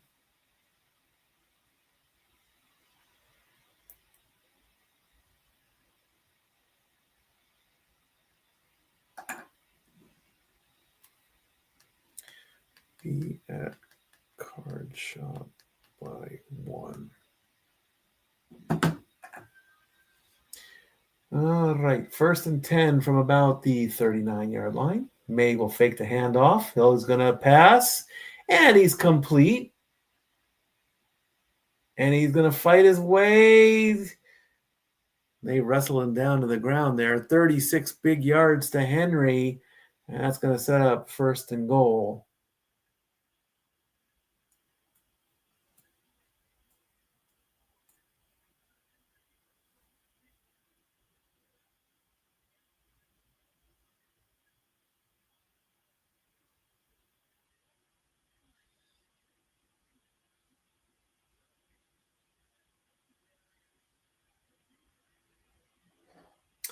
First and goal. Drake May is 6 of 9 of 75 yards. A quick little lob pass, and that is complete for a touchdown.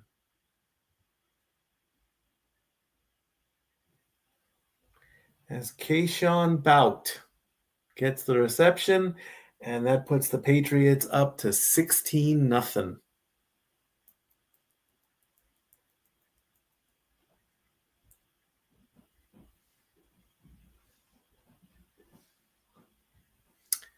A stat girl approaches. Comes up the stairs at least. Ah.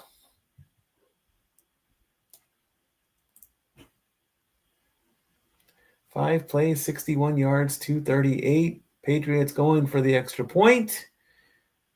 And it's good. 17-0 for the Patriots. That good, huh, Dory Lou?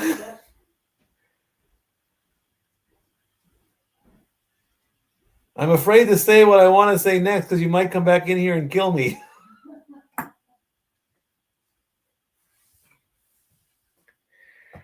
They're just 9 points away than what the Seahawks did.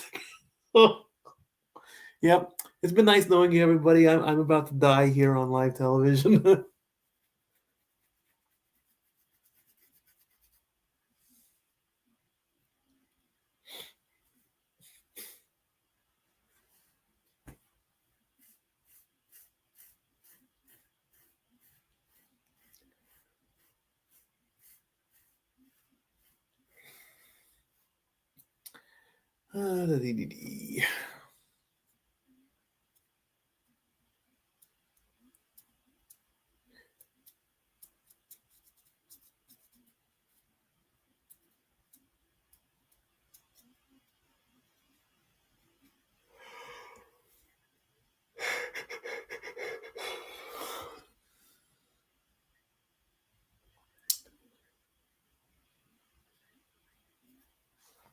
As we are on commercial break.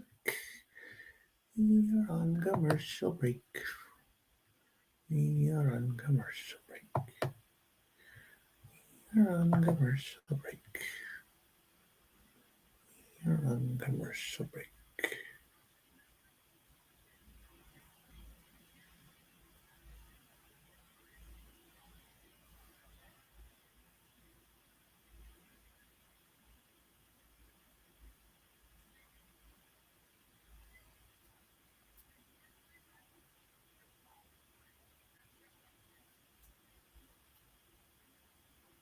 What is this with Chris Jericho that Walter has done? What is this? Is he talking to me?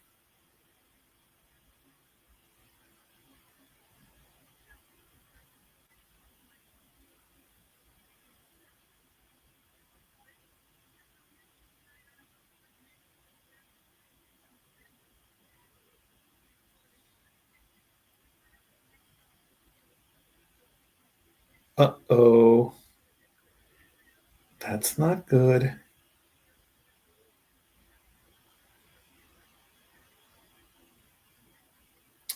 All right, Patriots kick off from about the 4, 10, 15, 20, 25, 30, 35 still on his feet. Almost gets to the 40. Wow.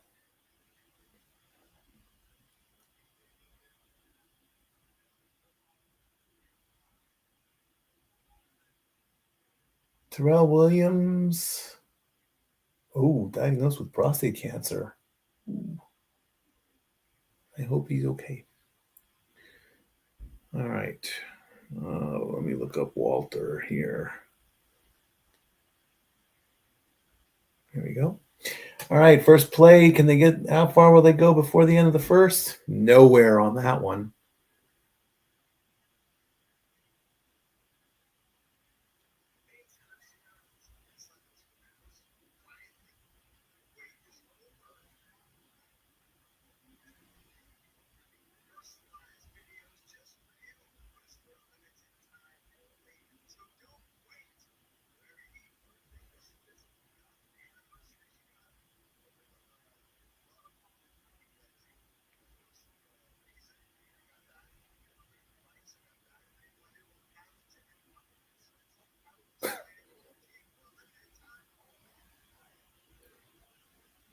right. Apparently, Chris Jericho is going on Cameo.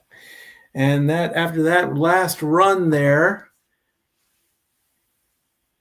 of 6 yards from Singletary, that's going to end the first quarter with the Patriots up 17-0.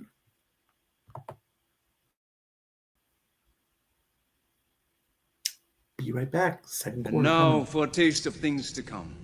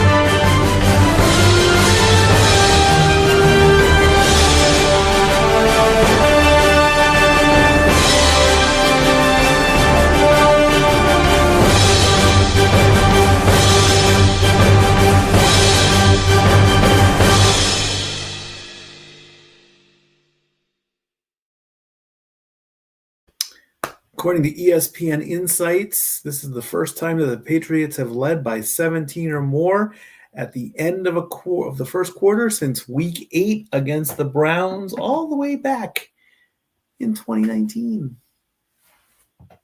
So there you go.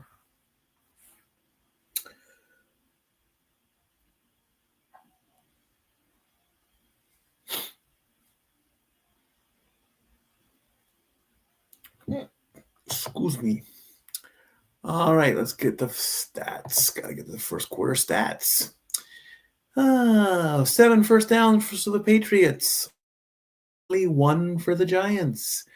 The Patriots have converted twice on third down. The Giants have not yet. May is 7 of 10 for 78 yards. 1 touchdown. Dart, 3 of 4 for 19. Top rushing is Stevenson at 28 yards. Singletary at 15. Here we go.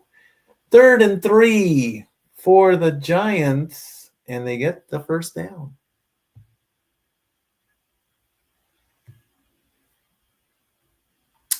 Two penalties, of course, for the Giants, none for the Patriots.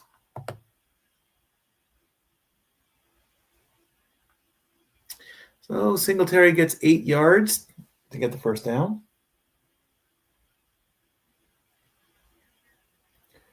Let's see what Jackson Dart does on this play.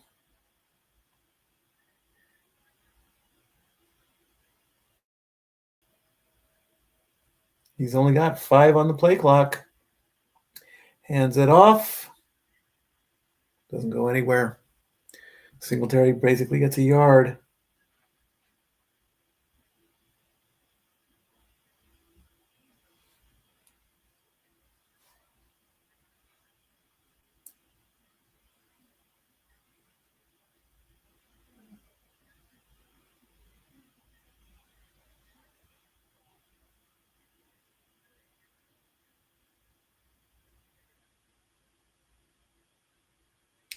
Gets the snap, gets the handoff, runs up, nothing.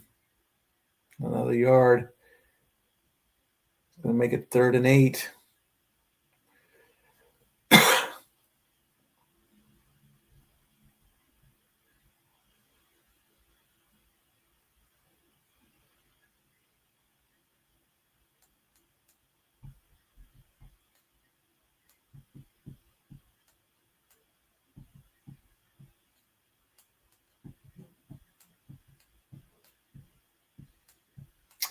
Third and 8 coming up.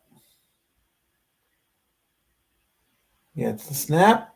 Looking, throws, and complete and caught and brought down. And a flag is in the play. Now what?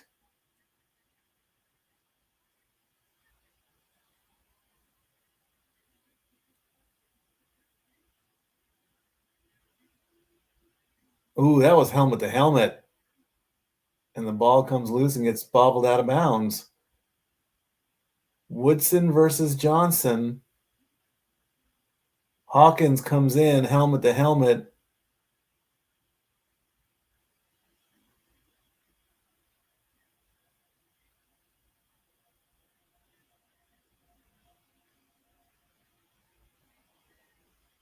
Unnecessary roughness. The pass will be considered incomplete. The Giants will get the first down because of the penalty, the helmet to helmet, not because of the attended catch. Interesting. So they are on the 30-yard line.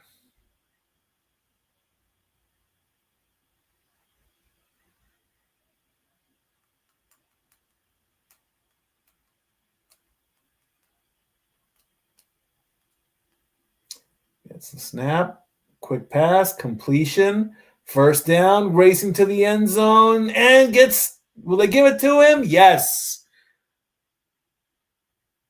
Giants answer back and get a touchdown. As Darius Slayton spins around and gets tackled in the end zone. He fought his way through. They're going to take a look. Where's his knee down? Elbow touches the goal line. Knee and foot. Are they really going to call that? Come on. Are they going to they're not going to bring that back.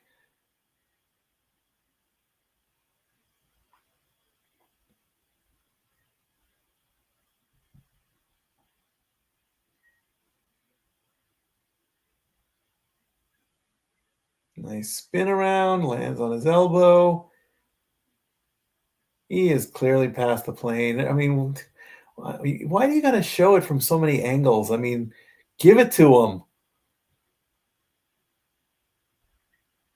Kick is up and good. And the Giants now are down 17-7.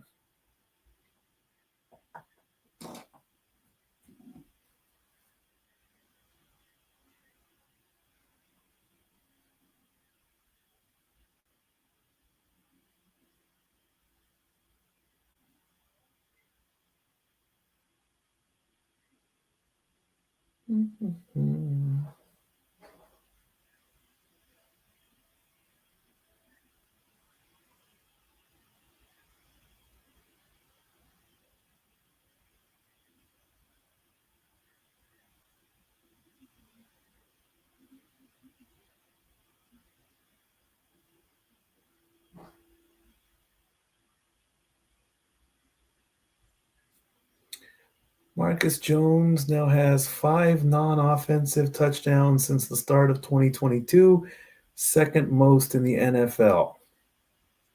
There you go.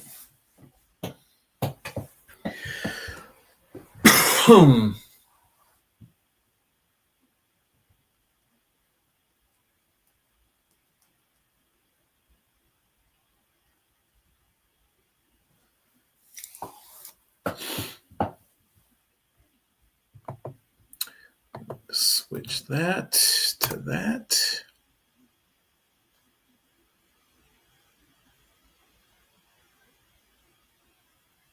Ooh, that's interesting.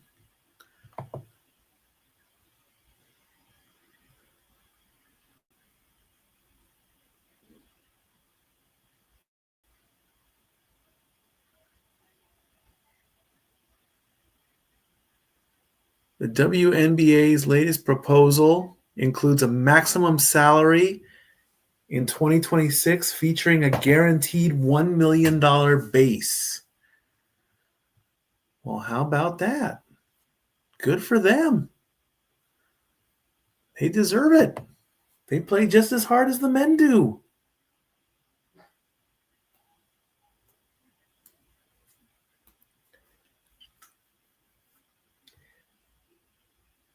Is it already college football championship time? Oh, yeah. The SEC championship game.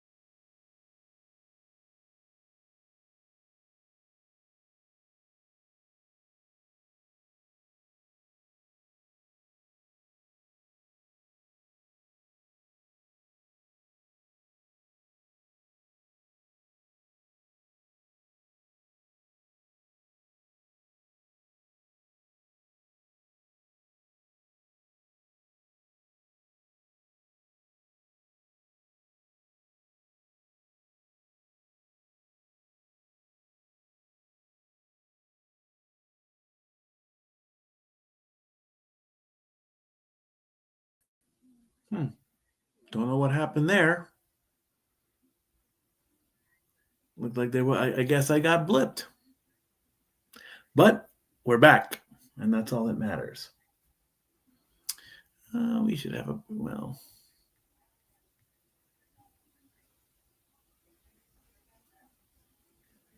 things happen, I guess.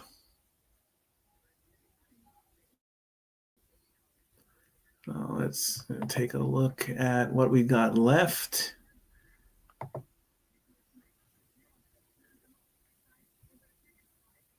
Monday night.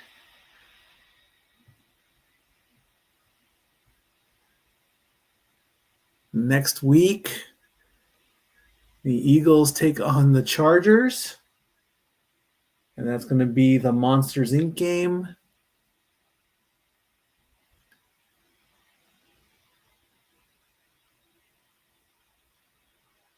Then in week 15, it's going to be the Dolphins and the Steelers. Week 16, the 49ers and the Colts. And then the last official Monday night game is the Rams and the Falcons. I still haven't decided what I want to do for week 18 yet. All right, Giants with the ball at about the 44-yard line. Waiting for the snap. Dart gets it. Passes to his right. Going to get a few yards. And that's going to be the end of that play. Robinson gets 4. 2nd and 6 coming up. Still haven't decided what I'm going to do for Sunday in week 18. Maybe. I mean, if I don't decide on what game I want to do in week 18, it'll probably just be a playoff preview type thing. Hands it off, up the middle, gets another 4 or 5 yards. Yeah, it's a 4-yard run. Singletary up the middle. That's going to make it 3rd and 2. First 2 drives, 8 plays, 2 punts. Last drive was a touchdown. Can they convert?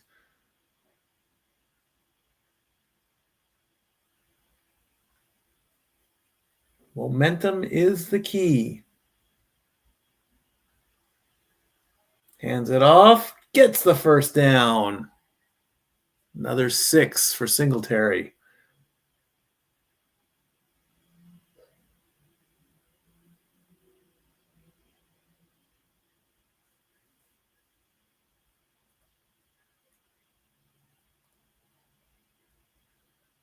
It'd be great if I could do the entire playoffs, but I'd have to give up a lot of time on work. Hands it off, up the middle. Singletary gets another first down. Goes for 13.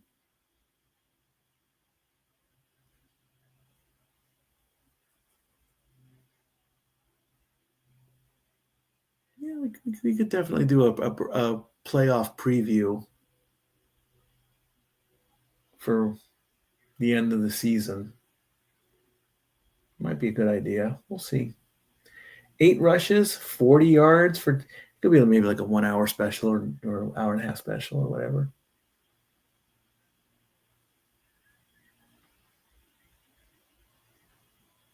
No, that's not going anywhere. That is not going anywhere. Singletary went up the middle and got nothing on that one.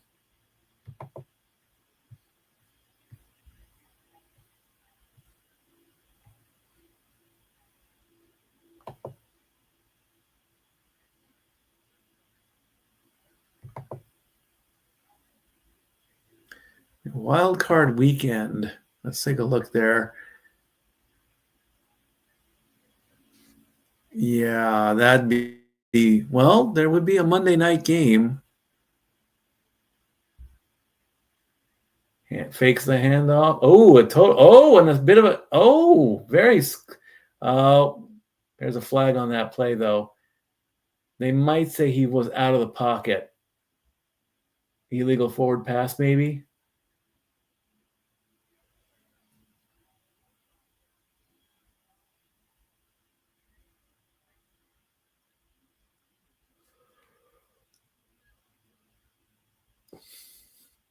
Ineligible man downfield against the Patriots.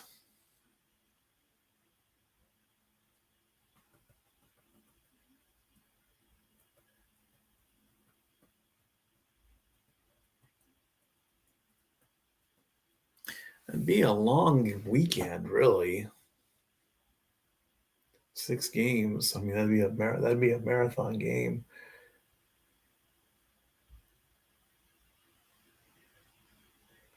Second and 15 for the Giants. There's a pass. It's what a hit that was. Patriots are kind of playing a little dirty here.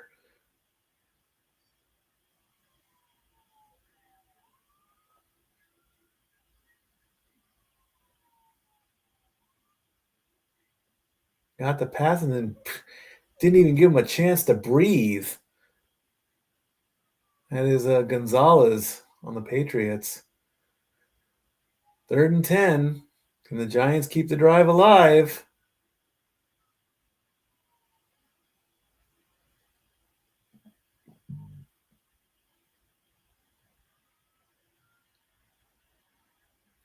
Dart's going to throw to the end zone and is incomplete. No flag.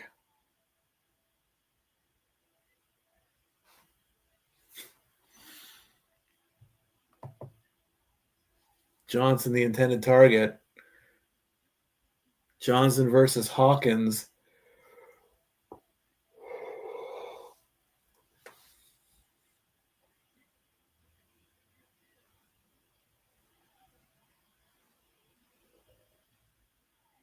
Got a hand on it, but I don't think he could have brought it in.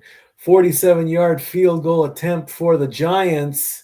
Oh, he slipped and they faked it, and that's gonna. Oh man, I don't know what they were thinking on that one. I don't know if that was an intended fake or he just slipped or a stumble.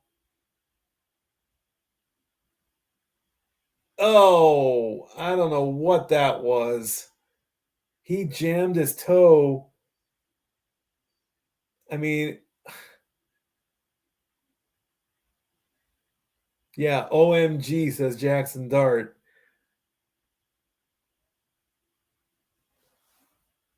I gotta see what was being said on social media about that. I mean, I don't know what that was.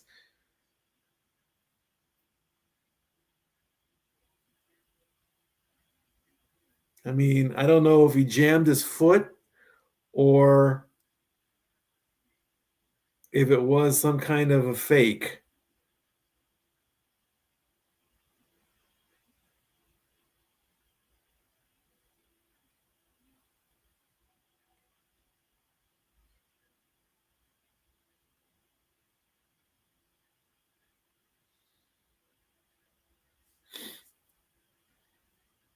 What was that kick? I've never seen a kicker do that.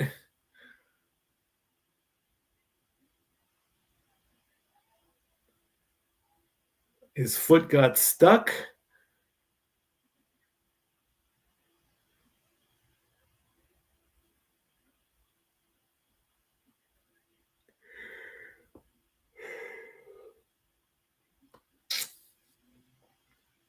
Completely missed the ball. Interesting punt goes nowhere. The kicker kicked the ground. Investigate that kicker along with the point gif. I'm not sure what that was, a mixed field goal or a botched fake, but either way, it's a turnover. True. Never seen that before.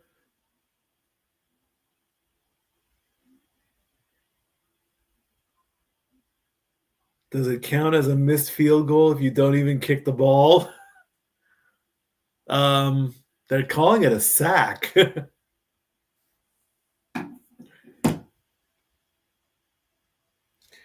don't know what that was, but it's going down in Twitter infamy.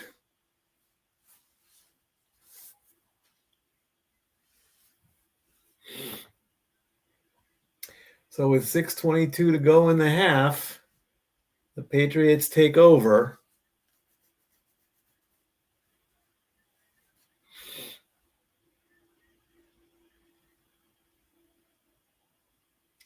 As May spins around and hands it off to Henderson, who gets 13 yards.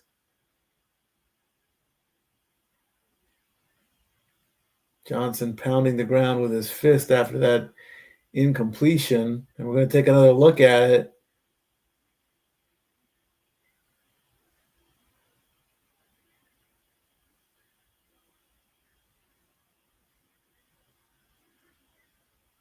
And another handoff, another run, and a first down for Henderson as he gets 10.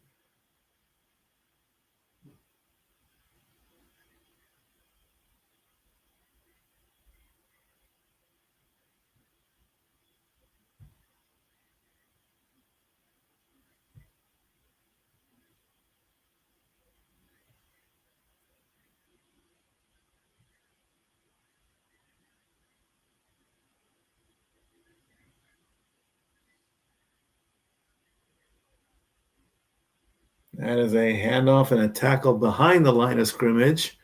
So that's a loss of a yard. As the clock is going to hit 5 minutes to go, that's going to bring up 2nd and 11.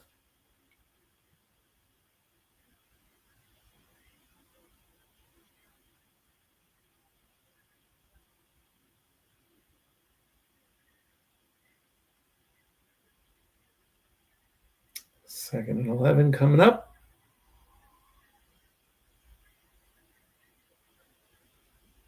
May going way back, throws complete. He's going to get, but there's a flag on the play.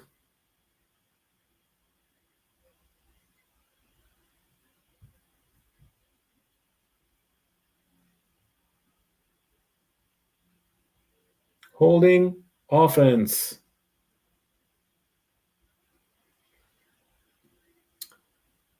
And that's going to push the Patriots back.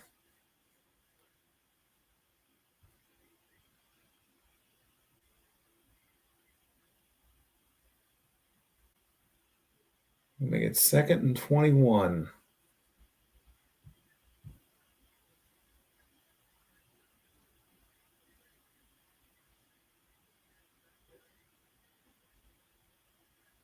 .420 to go in the half. Drake May, he's looking. He throws completion. So they're going to get 13 back.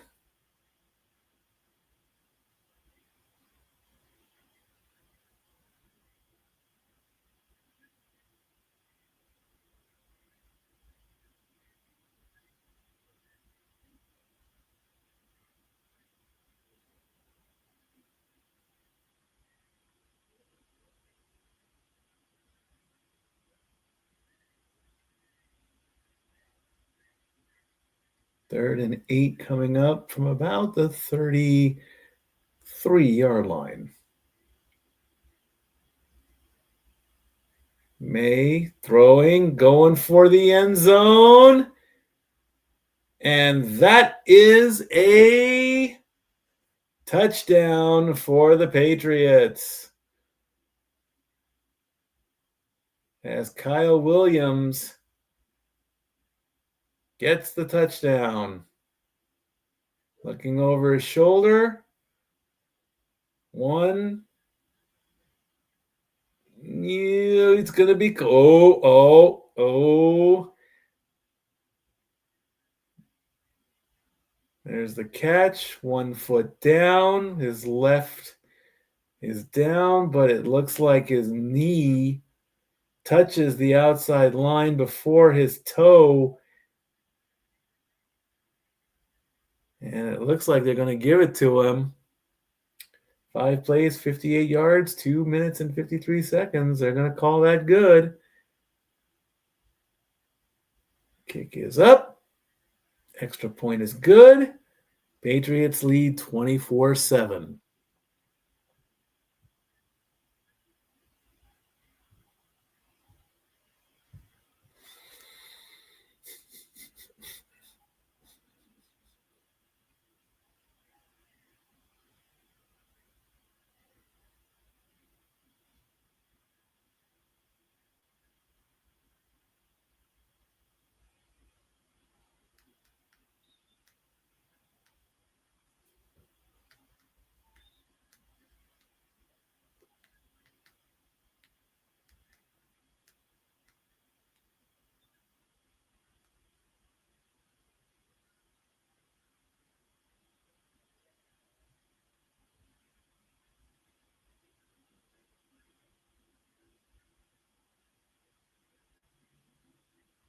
Another SpongeBob movie?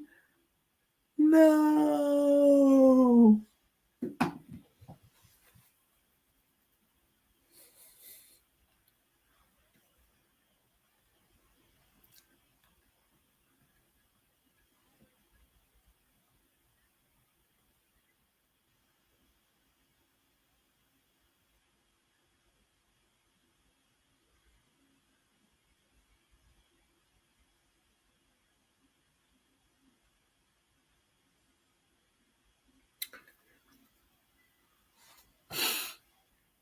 Mm-hmm.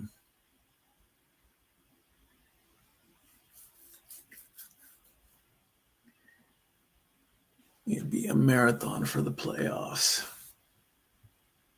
I could definitely do the championship games, so that's for certain, I think. How about the divisional rounds? That's just a Saturday and Sunday. But those are the days I probably will be needed the most for work, too.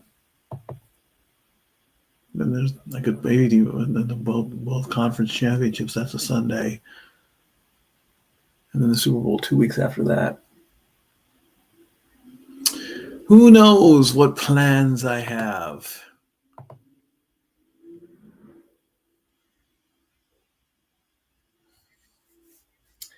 Again, next week, Jalen Hurts versus Justin Herbert. Eagles versus Chargers. Both teams 8-4. It's going to be a pretty good matchup, I think.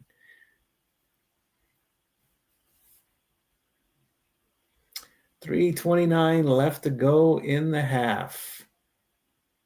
To about the 6. 15, 20, 25. Ball comes loose. Are they going to call that a fumble recovery on the return?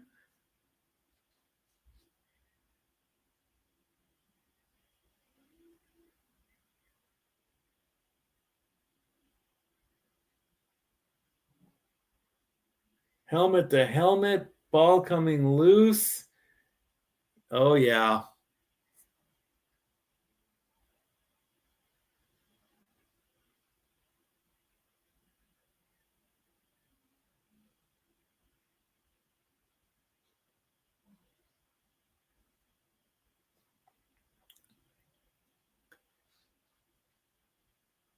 Gunnar Olszewski.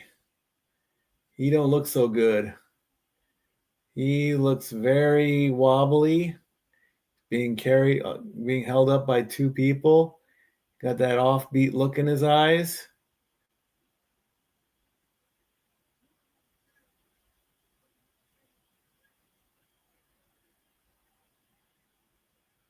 And we have a fumble and recovery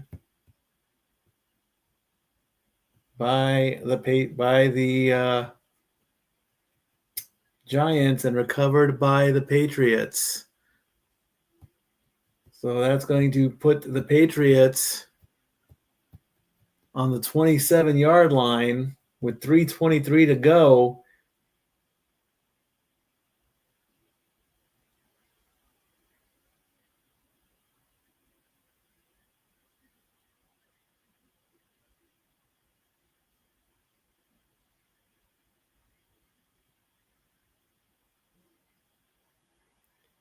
May is going to throw and complete, and that's going to continue the first down as Hollins gets 11.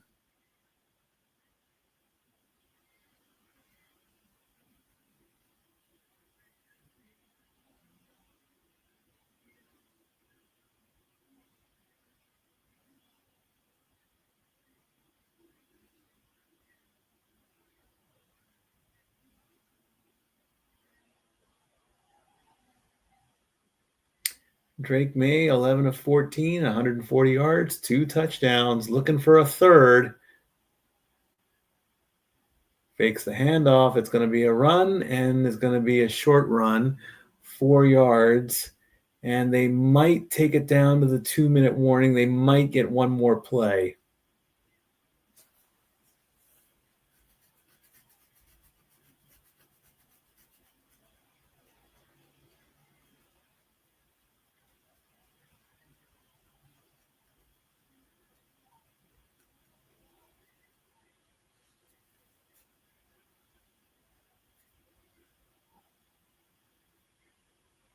And they are going to take it to the 2-minute warning. All right, I'm going to go do a quick thing on my car really quick because I'm going to pull the electrical socket out because it's raining outside and I don't want that thing to shock everybody or let it shock me. Be right back. 2 minutes to go. Now for a taste of things to come.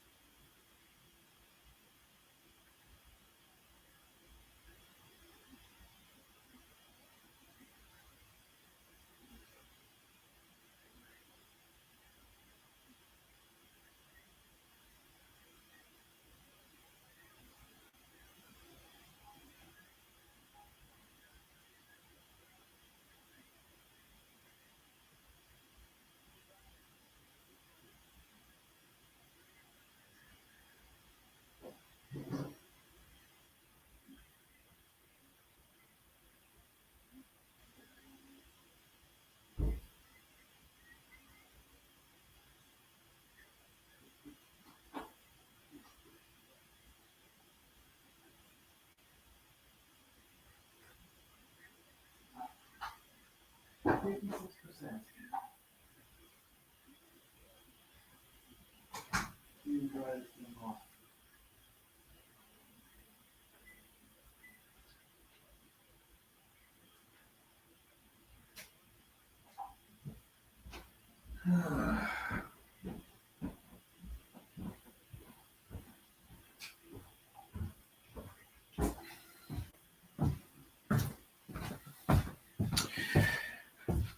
Oh my goodness, 27-7. Unbelievable with a minute 48 to go. Do apologize for not coming back in time. But this doggone thing here makes no sense. This is the said problem with electrical cars.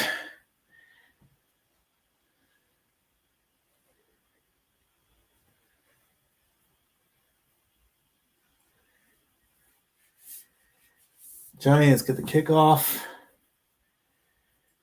And I don't know how much more they're going to get on the 20-yard. What did I miss here? Let's see. Kickoff fumble. May to Hollins for 11.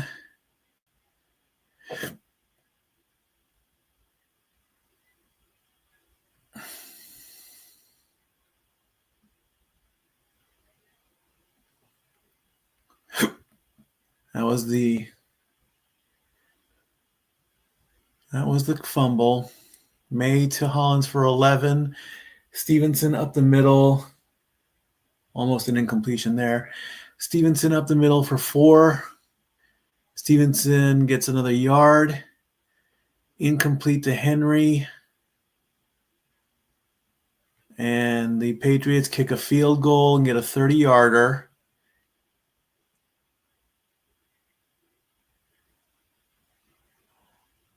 Borregales kicks off, return is 24 yards, and incomplete.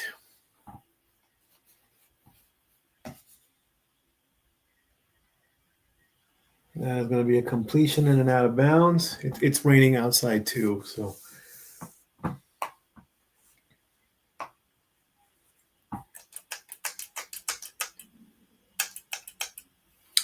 I just don't get this thing. I really, really don't. I'm going to be so glad to get rid of this car. In 2 days.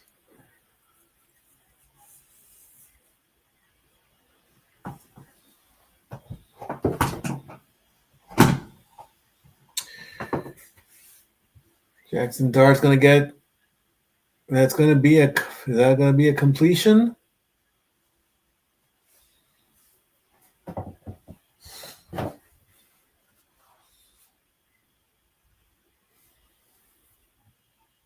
It's very close.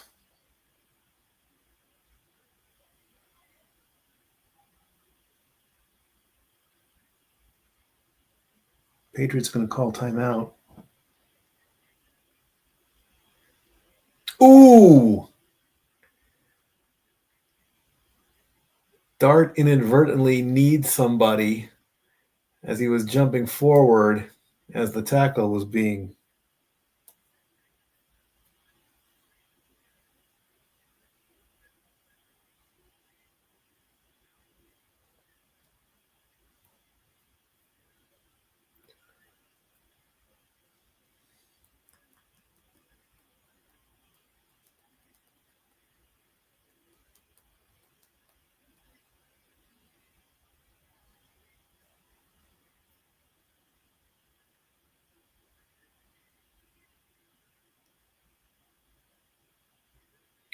.113 to go, 4th and 1. They're going for it.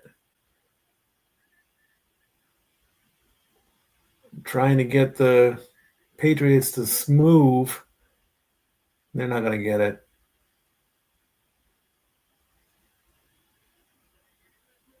Delay game.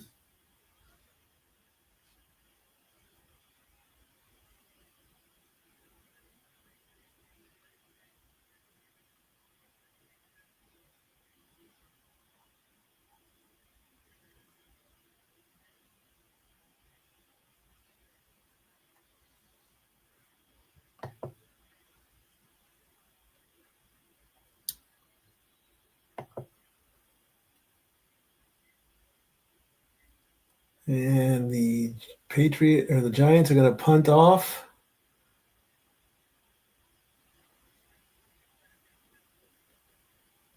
On 4th and 6.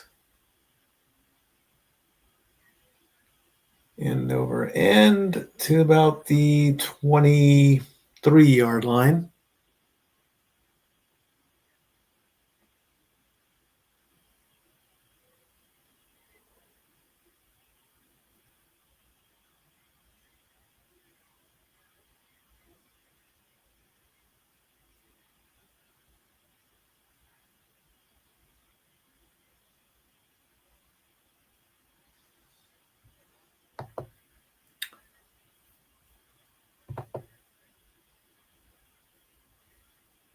We'll go over the halftime scores.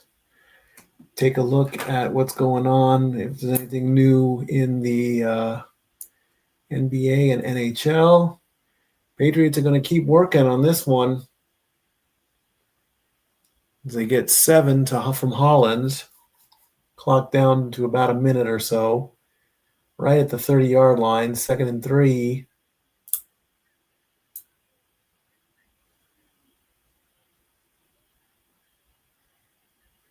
May's going to get another 15 on that one.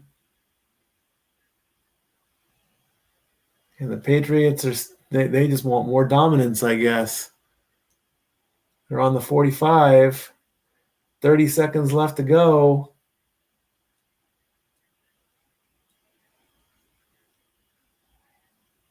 May's going to just throw that. That's a catch. That's a first down.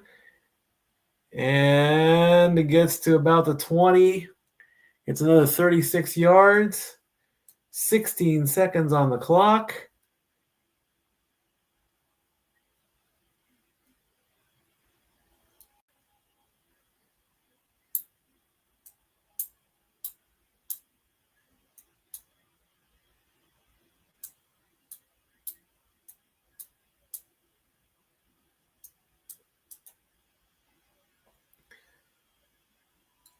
From the 19-yard line, can they get another touchdown before the half ends?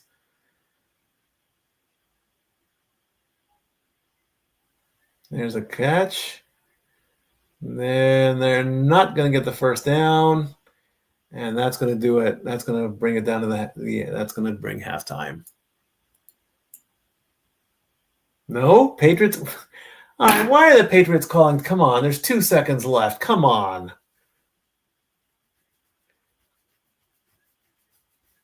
I guess they don't want to leave points on the board.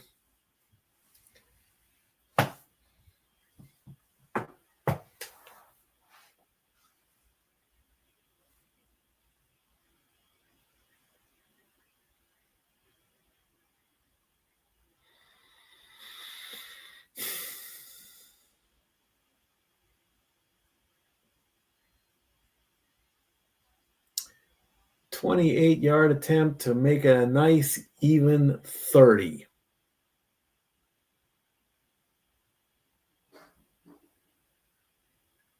And he got it. Patriots lead 30-7 at halftime.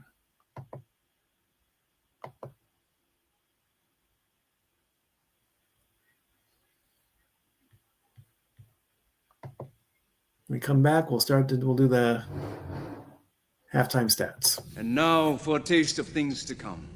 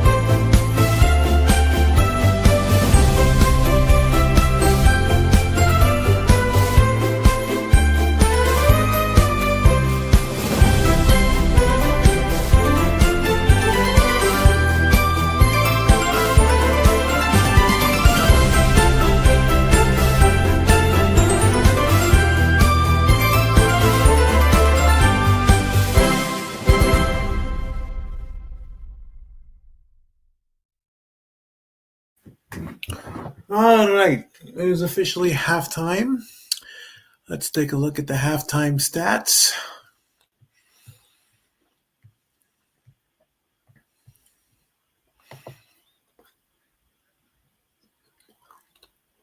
"13 first downs for the Patriots, 6 for the Giants. Patriots have converted 3 of 6. On third down, 2 of 6 for the Giants.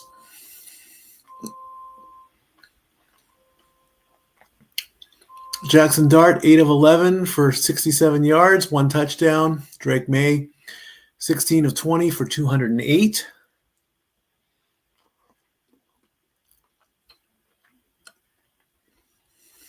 Top rusher for the Giants, Singletary with 40 yards. Stevenson for the Patriots with 36. Slayton receiving yards at 41. Henry at 45.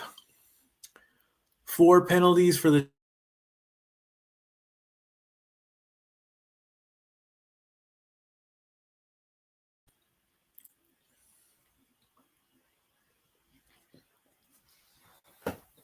as I'm eating bread.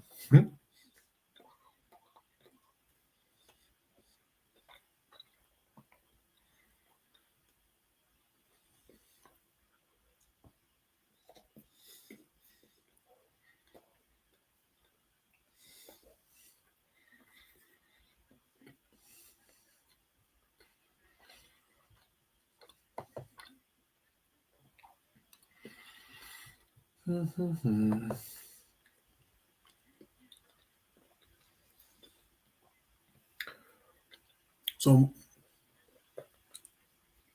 barring a major turnaround, the Patriots are going to win this game and improve to 11-2. And the Dolphin fans are not going to like that.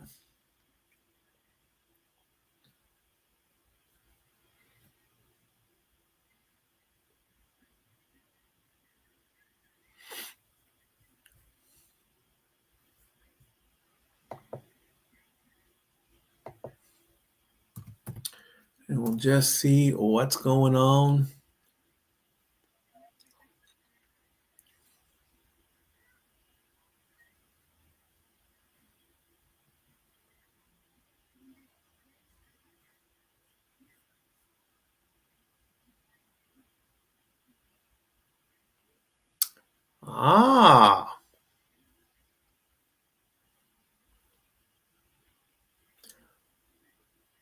Los Dragones Phenomenales, says Walter.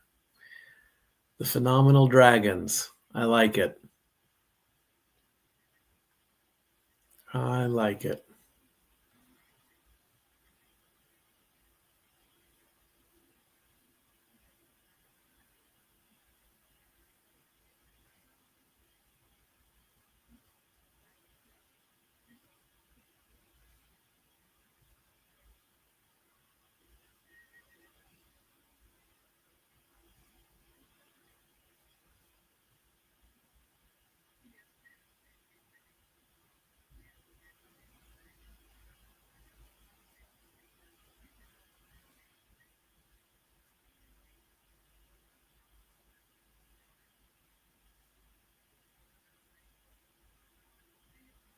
Just looking at social media.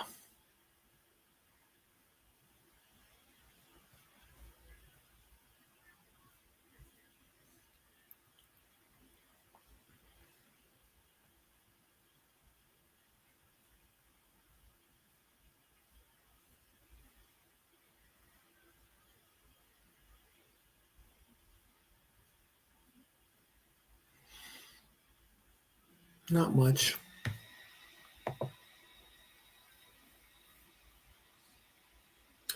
Six minutes and 55 seconds.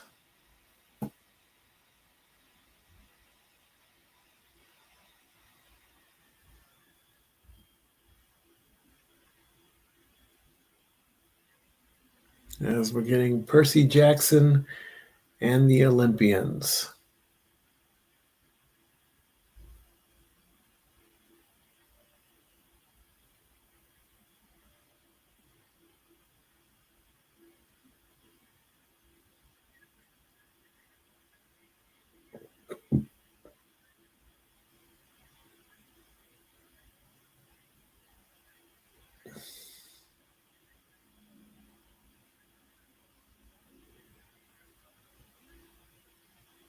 In the fastest minute.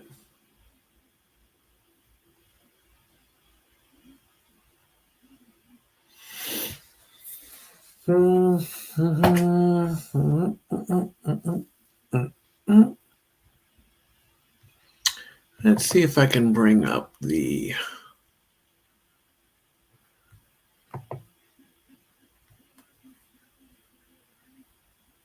Walter sure is tweeting a lot.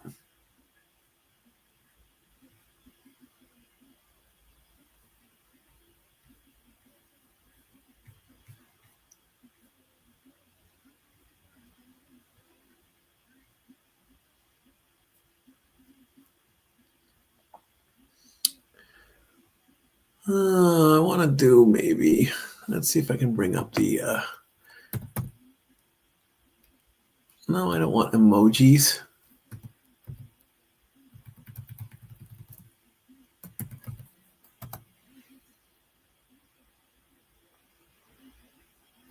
NFL standings. NFL playoff machine.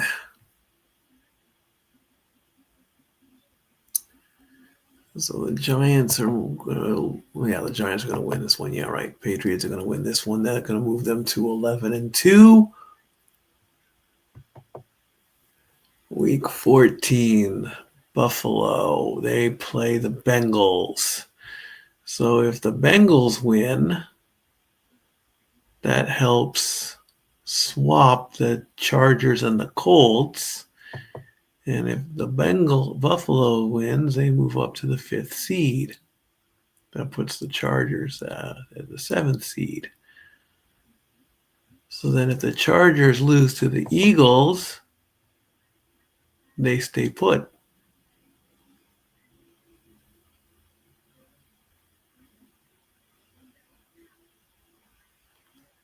So, because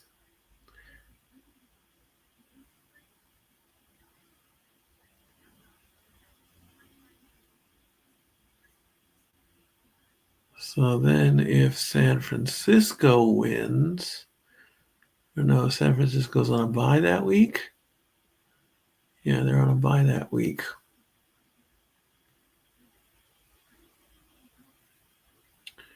So, oh no, wait, San Francisco, NFC. So Green Bay would have to lose to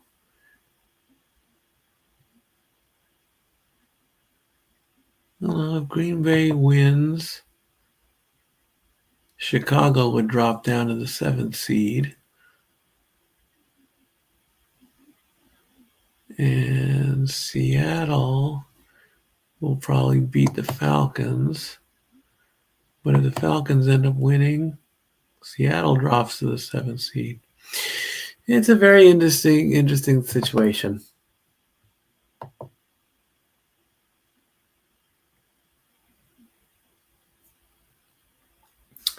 Second half will be starting in 2.5 minutes.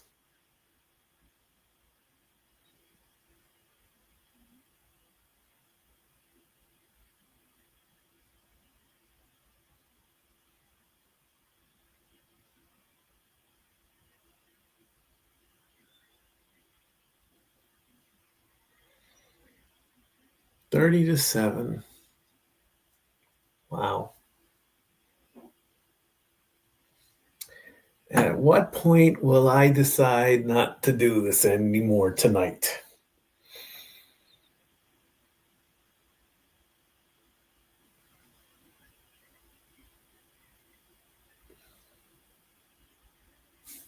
I wonder.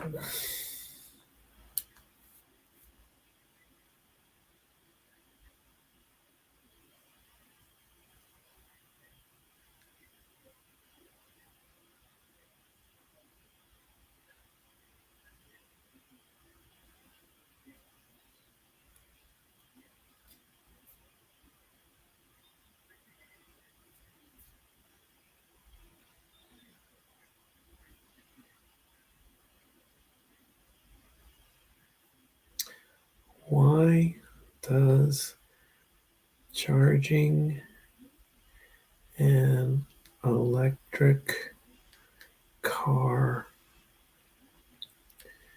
at home take so long?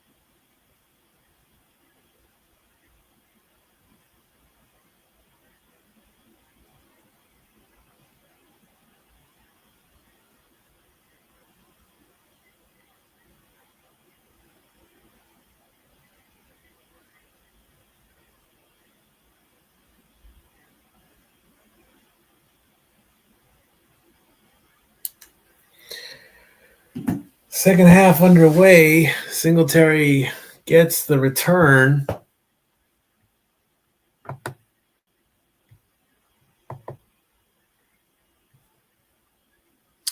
And gets 30 yards.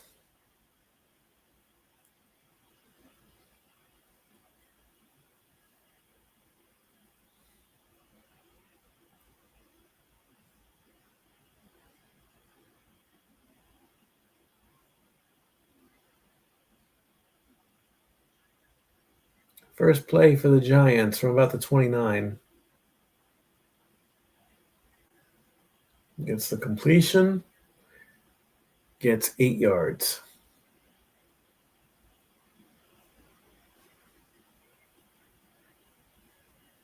Second and 2 coming up.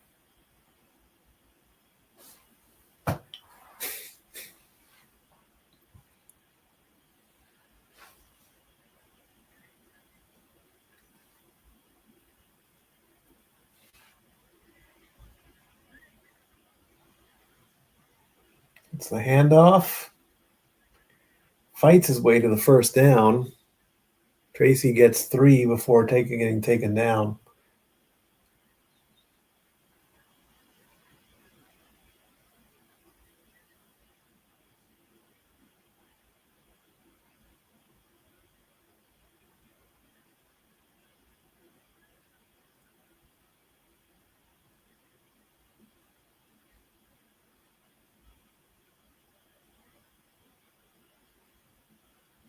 From the 40. Makes the handoff. Passes. Complete and caught. 18 yards to Johnson. First down, Giants.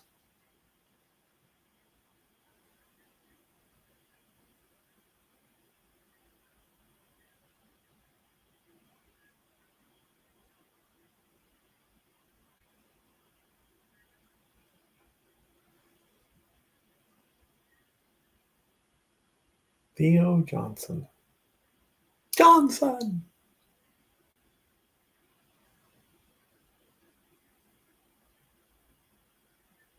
5 on the play clock.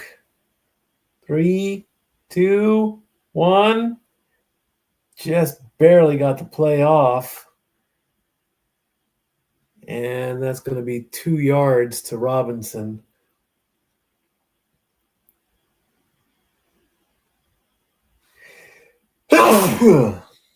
Excuse me. They got away with that one. Excuse me. 2nd and 8, right on the 40.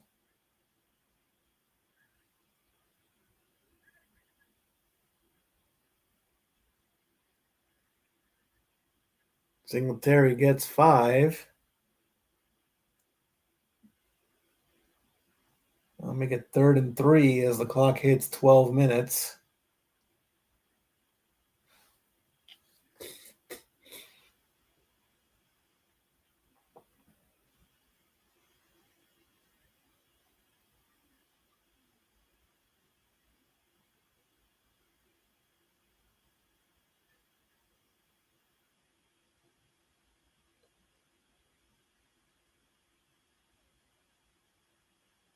On the 35-yard line, 3rd and 3. Passing to his left, and he gets swallowed up and thrown out of bounds as Tracy loses 3 yards. And that's going to make it 4th and 6. And it looks like, are the Giants still on the field?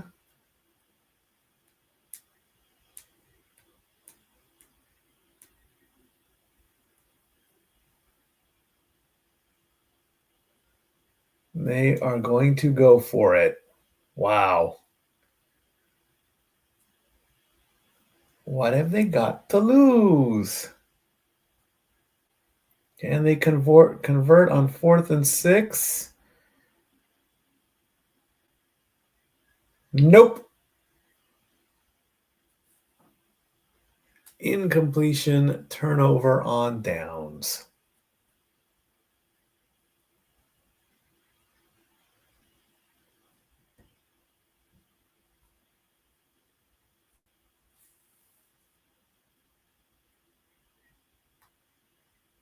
Patriots get the ball back.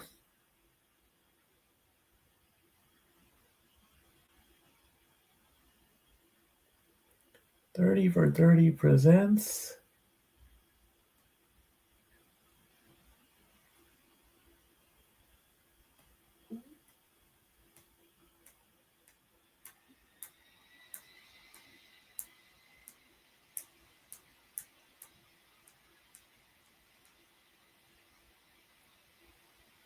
Oh, Stuart Scott.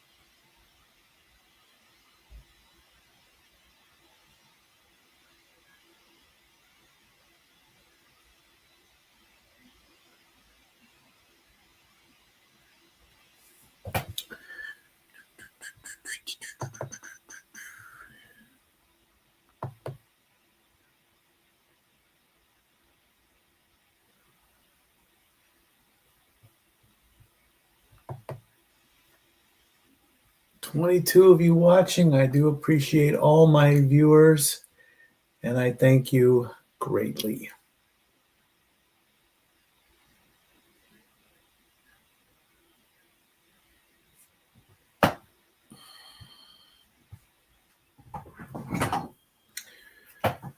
Unbelievable, this thing. I don't know, man.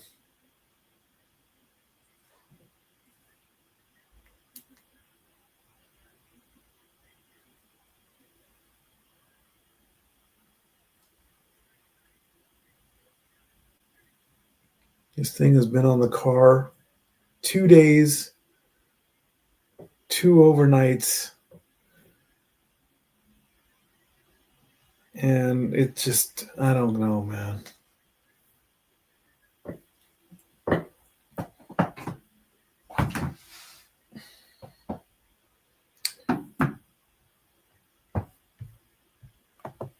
Three yards for Stevenson. Brings up 2nd and 7.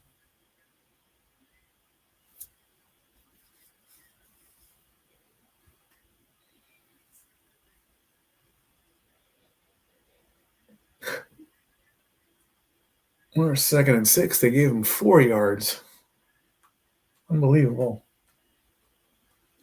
Spins around and will get back to the line of scrimmage.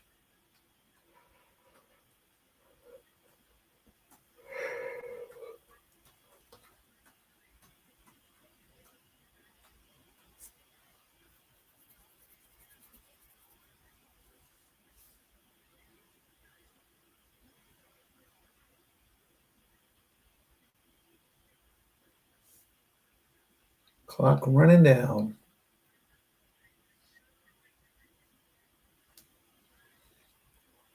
Third and 7 for the Patriots.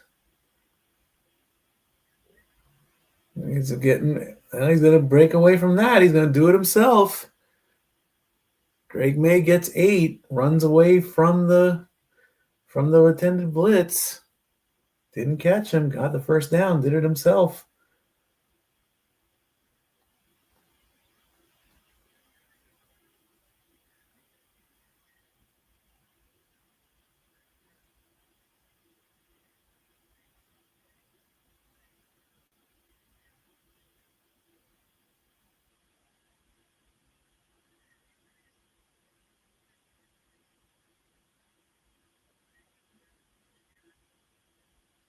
Hands it off. Gets another 2 yards from Henderson. Take a look at Mike Verabel from his playing days with New England from 2001 to 2008.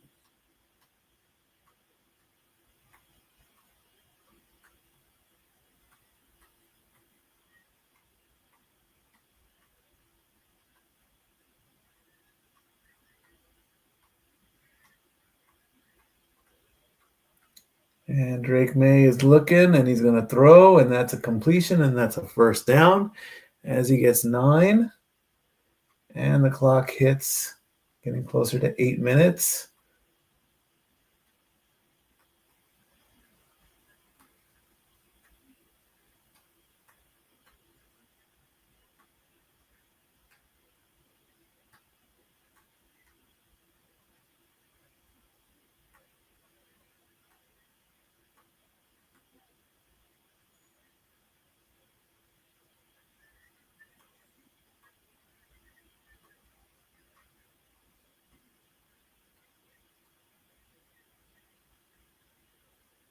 Another completion, another 9 yards. And that'll bring the clock down to 7 minutes in the third.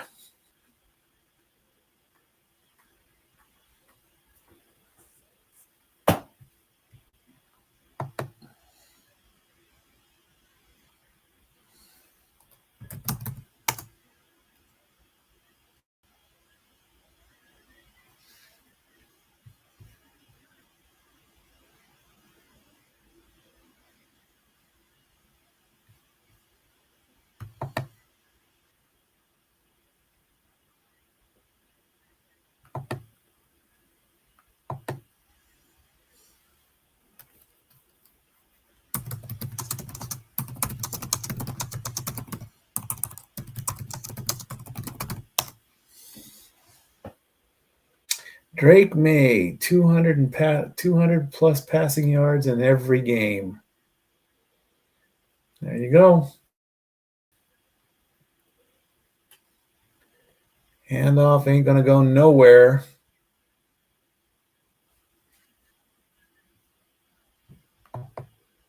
It's going to be a loss of 5. It's going to make it 4th and 6.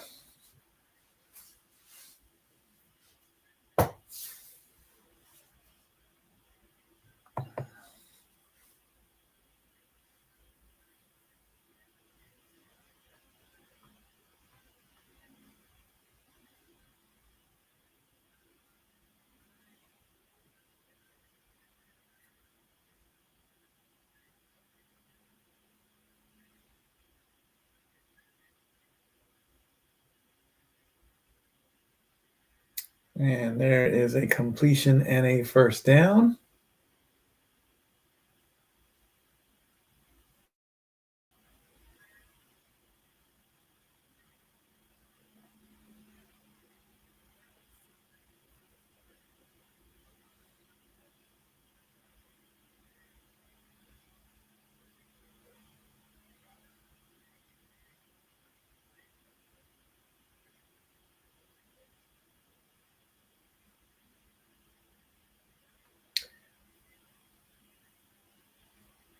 It's 1st and 10.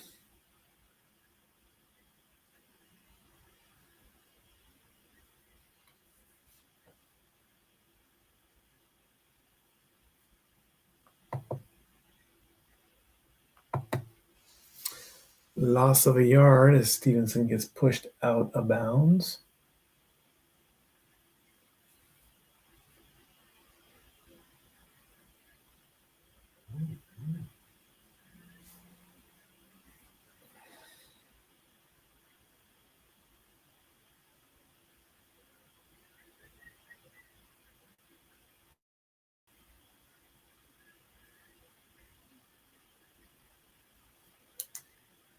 May's going to go for the end zone, but gets nothing on that one.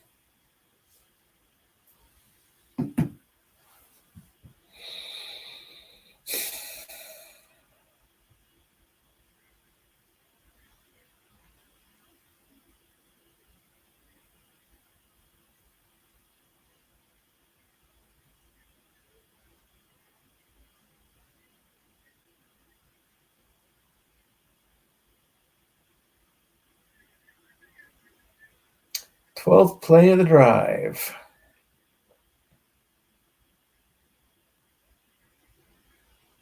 Completion. Bobbled all over the place. I'm going to call that incomplete.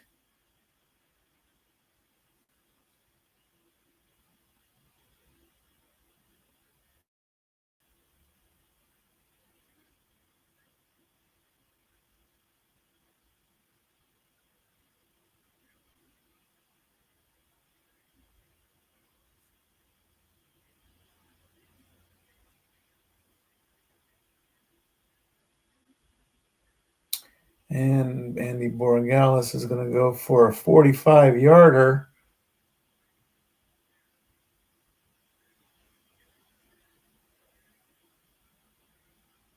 And then it's no good.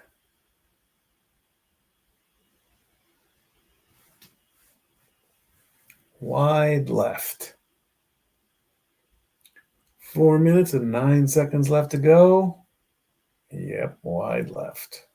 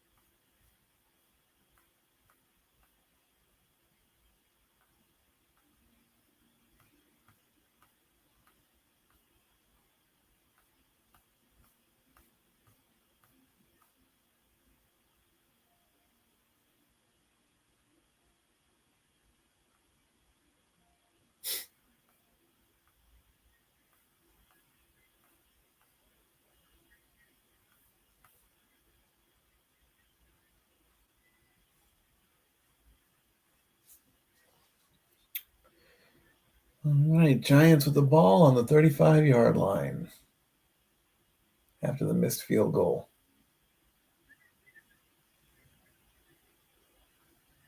They get the first run. And they start off with 7 yards.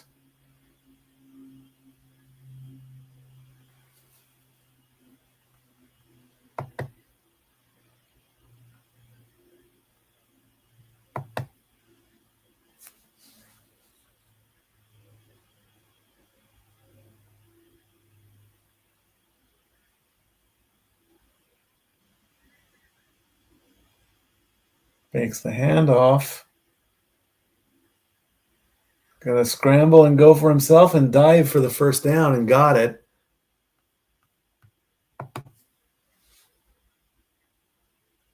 And that'll take the clock down to about 3 minutes.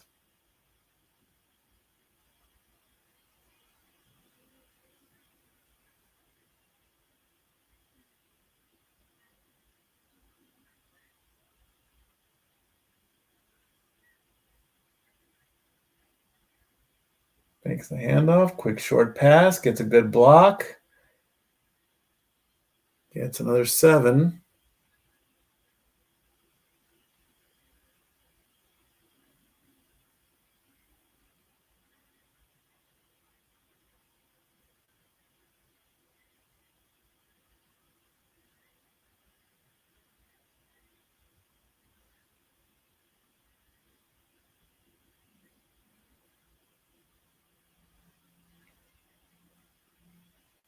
Under pressure.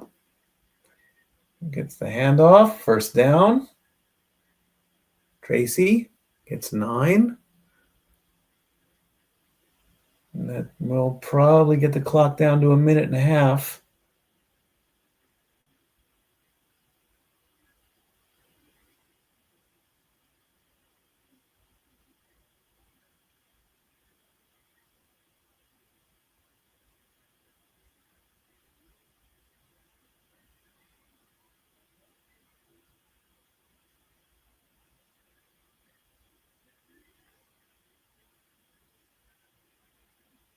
Tracy gets forward progress, gets 8 on that run. That'll bring the clock down to 1 minute left.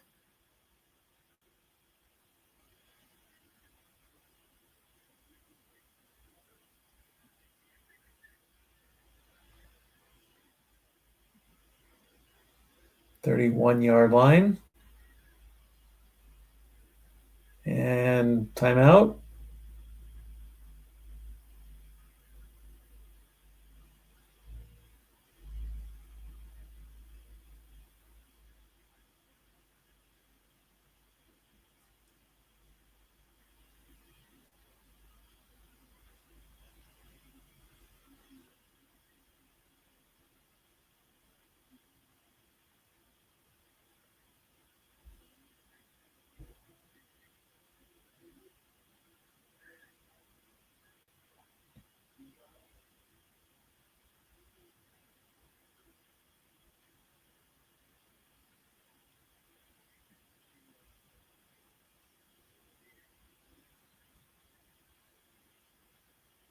Clock is running. Looks like there was a malfunction of some kind. Handoff, first down.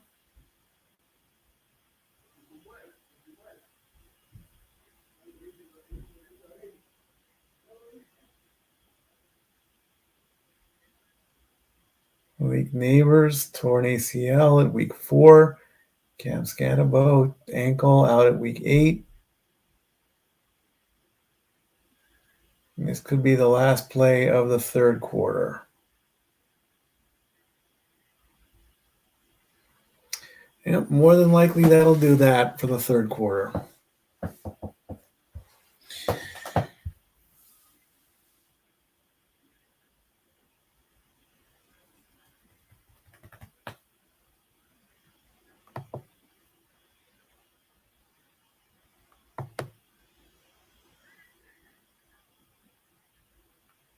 Now they're going to do one more play.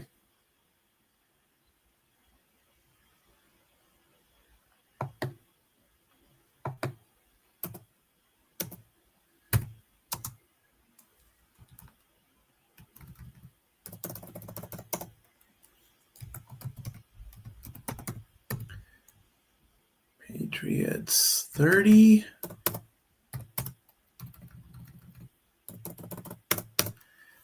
Giants 7.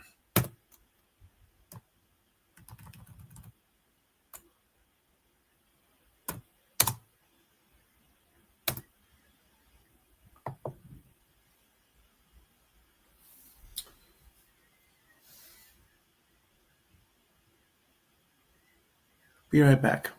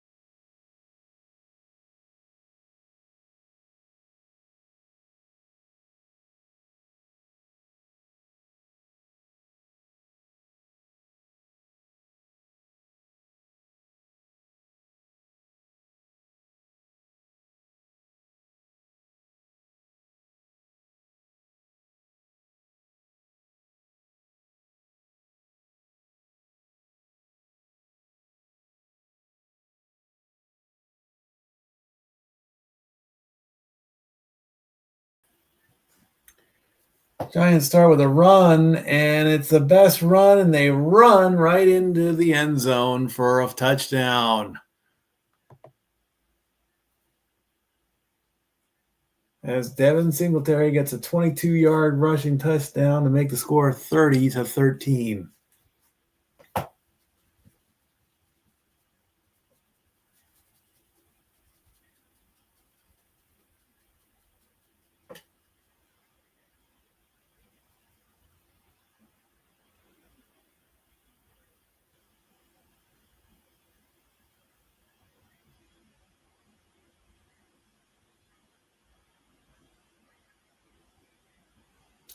And they're going to go for 2.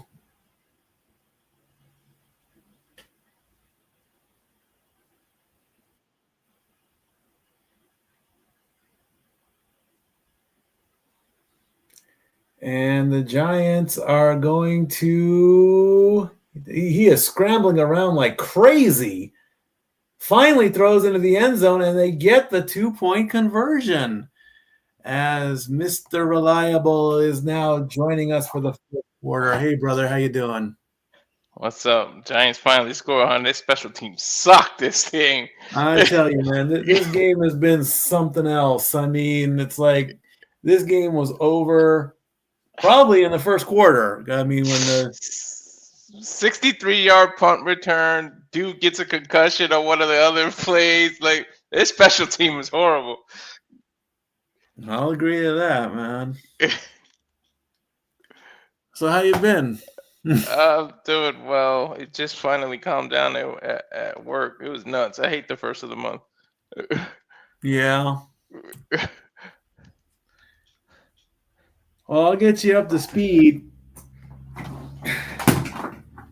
This contraption. What the fuck is that? Hold that thought.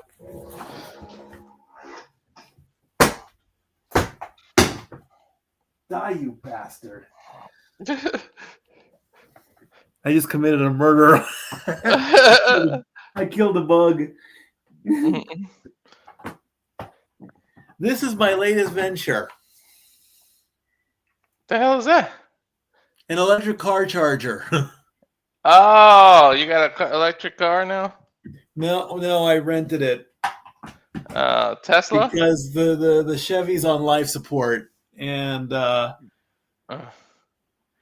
it's now raining outside, and I don't think charging it right now in the rain would be a good idea. What is it? A Tesla or like a? Oh God, no! You're not going to see me in a Tesla. No way. It's a 2021 or it's a 2022 Kia Neo. Oh yeah, those yeah. Yeah, and I mean, it's pretty much been a disaster since I got the darn thing. You know, because we don't have very many. We kind of do, but there are charging stations all over town, but they are so doggone slow that you're wasting more time charging it and spending money on it, and it's like, and I get that electric is cleaner, but it's not efficient enough. You gotta go to the mall and park to those far ones. They got like fast chargers there, but they're always the ones that are like further. Yeah. So I mean, and I charged it like overnight, and it doesn't do anything. Jeez.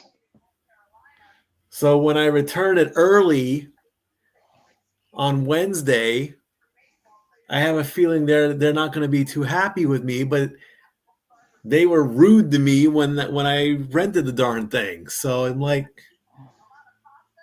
just take the remaining balance and put it towards charging so some other guy can have it, because I'm done. Yeah. What's going on now? The Giants got the ball again, or am I behind? No, it's the Patriots ball. Oh, okay.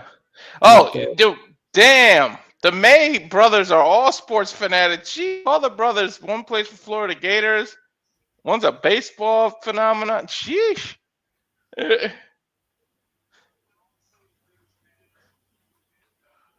But on Wednesday, I'm bringing home a 2022 Mitsubishi Outlander Sport. Those are nice. I hope so.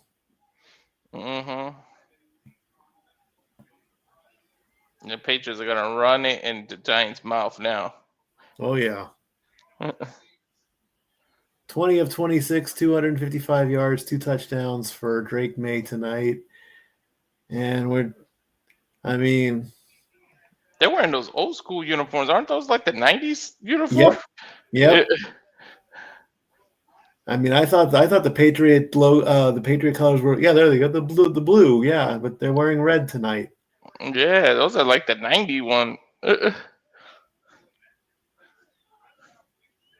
mean, there was a couple little skiffs in the first half, but other than that, it's just been all New England all night. Are they 2nd and 8 right now, or am I behind? Yes, they're 2nd and 8 on the 45. And fakes the handoff. Nice little short pass. He's got a blocker. He's got a first down. They're just gonna keep and he going gets in there. 12 off of that. And then next week is the Monsters Inc. game. Won't that be fun?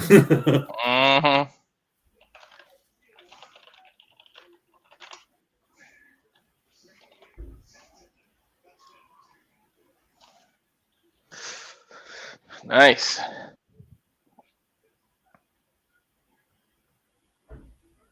This is gonna be all. Or if Giants can't stop the run, it's over.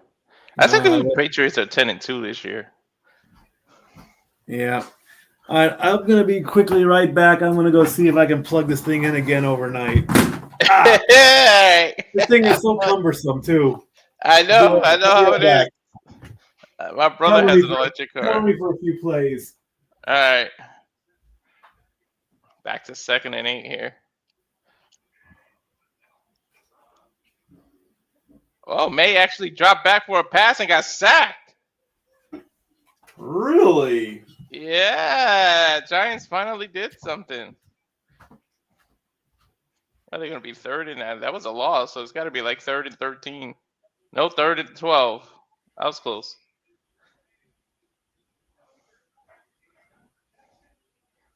He tried to get away, but he ran right into the mouth of the defense. 14 minutes is. No, you're down 15. You need 3 touchdowns. Never mind. Little short pass, stepped out of bounds. Stevenson. He caught it, but it's 4th down now. Foot definitely was out of bounds. No need to argue.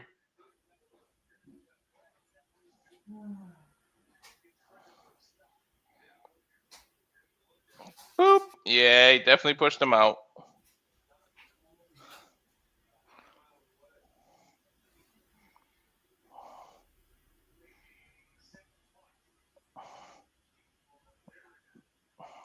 $11 minutes and 3 seconds left to go for the punt here for the Patriots. I think they're gonna take the delay of game. They're letting the clock run on 3, 2, 1. Yep, they took the delay of game.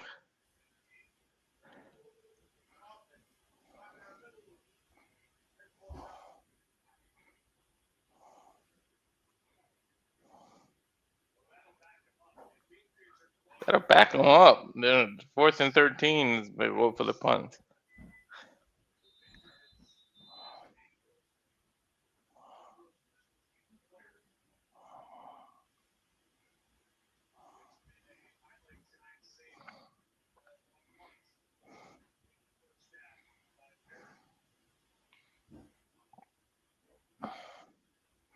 There's the punt. Giants call for a fair catch.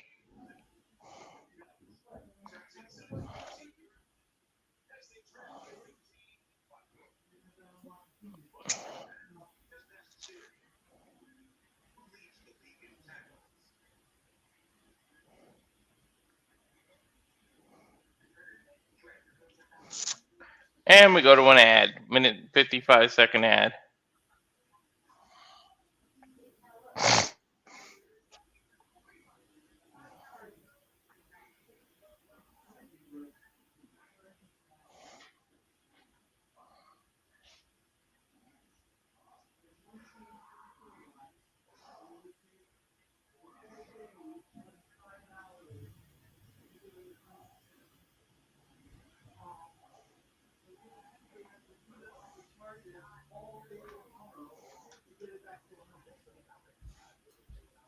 That's not actually exactly an option, and we all have to go to work.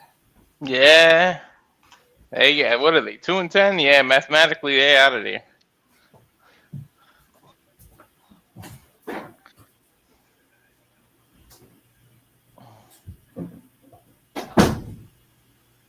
Just waiting for commercials to come back. It'll be Giants ball on the turnover. Well, on downs, not turnover. Defense did its job. Let's see if offense can do something.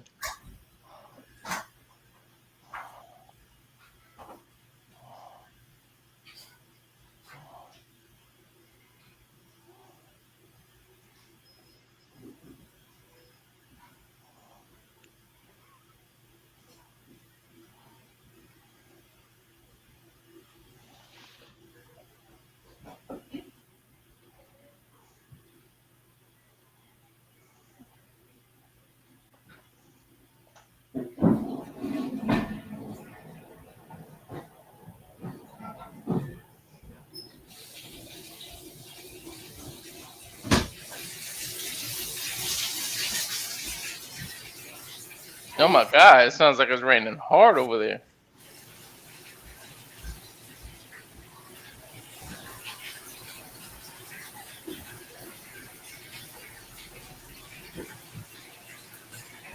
All right.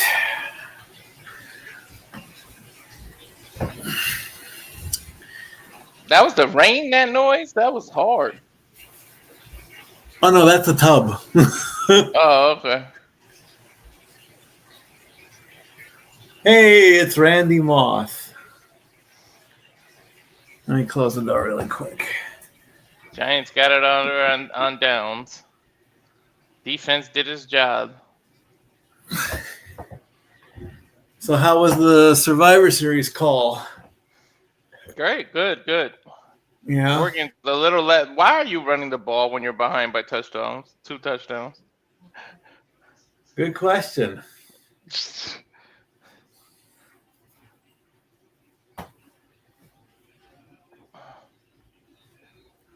And that was a loss of yardage. Jennings got to him. Well, we've only got, 5 weeks left in the season. And then we go to the playoffs, and then the Super Bowl will be here before you know it. Exactly. And the Giants are mathematically out, like Kitty Oh said. yeah, they're done, man. They're done. Oh yeah, and you got raided by the Grassi Posse last week. Yeah, nice. Yeah, man. Oh my God! Why they go to commercial again? What happened? Who knows? They're just trying to kill time, I guess. Maybe they called timeout. I don't know. I didn't notice. Yeah, that was nice. What happened to Zach? He did message me. So I don't know what happened with him. So we'll just call that a loss, I guess, and we'll just worry about it next week, I guess. His internet has been acting up lately. Yeah. Last week he had to update his laptop in the middle of the broadcast. Yeah, his internet has been on the fritz. My lights have been out. I mean, and they're just burned out. So they're gonna fix that tomorrow or Wednesday. So I'll be fully lighted up again for next week's show. But yeah, man, I mean the playing Chevy next week? Huh? Who's playing next week? Next week it's the Eagles and the Chargers. I thought it was the Eagles. Dang, man, they can't get the Seahawks on Monday night. What the hell? I guess not. Well, the Seahawks blanked the Vikings, and that would have been a sad game to call. I mean, they blanked them like 30 and all. I know, man. I stopped watching after the first quarter. I was like, I don't need to watch this. But yeah, man. I mean, it's like the Chevy's on life support. The Kia's still dead. And I still can't get rid of either one because it's like both cars are just whatever. But I got a letter today that said there could be an underlying issue with the Chevy that could be fixed. And I'm like, well, where was this letter before all this happened? You know? Yep. I mean, I'm about to have my third car in less than 2 years. Jeez.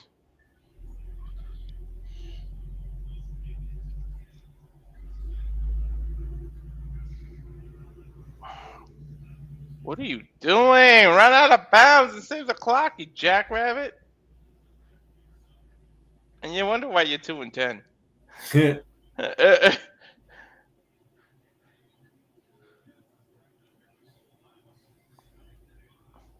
3rd-and-2 though. Yeah. So they gained 10 yards on that one. Still should have ran towards the corner to go out of bounds.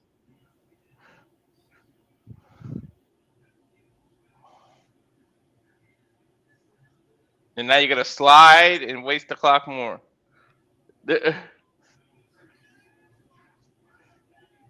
they got the first down at least.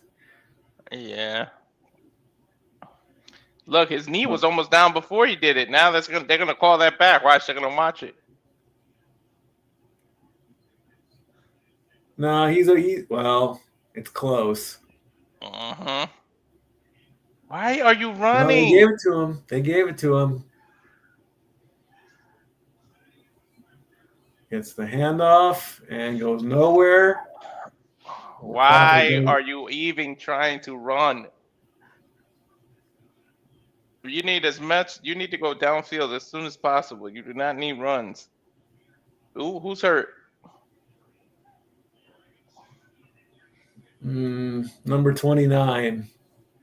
Tyrone. Tyrone Tracy Jr. Yeah. You're getting carted off. Yep.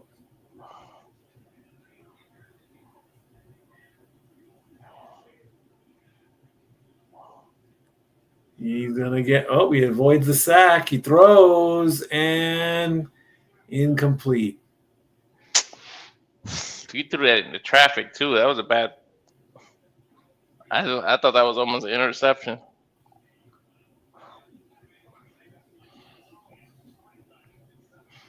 It was close.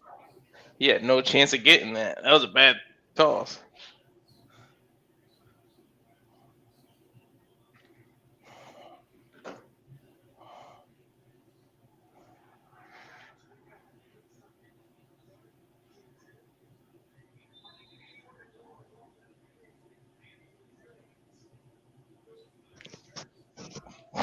I bet the Patriots. 3rd and 9. He's rolling around. He's gonna fake a pass before the line of scrimmage.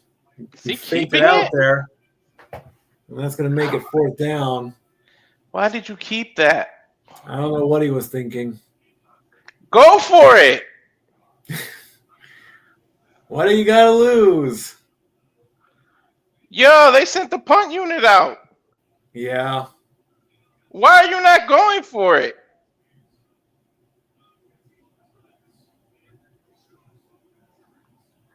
Yeah, that is stupid. You must really not want to win. I mean, you don't got a chance, but still, make it look like you want to win.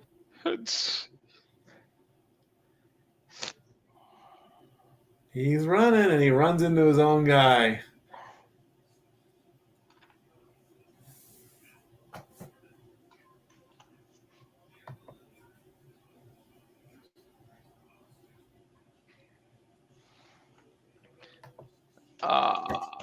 I would have went for it, dude.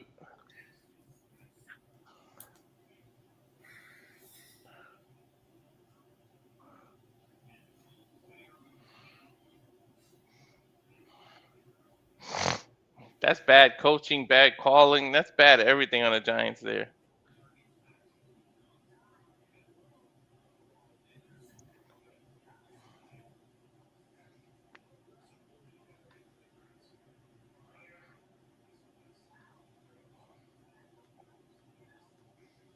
That's so bad, their play calling.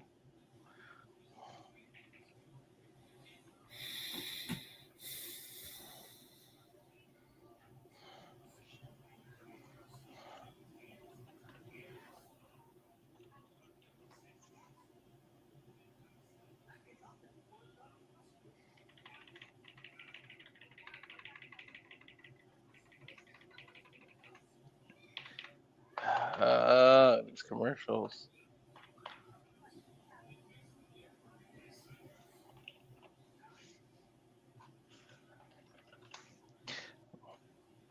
So what else went on with this weekend besides the shellacking of the Vikings? Not much really. 4 teams got eliminated.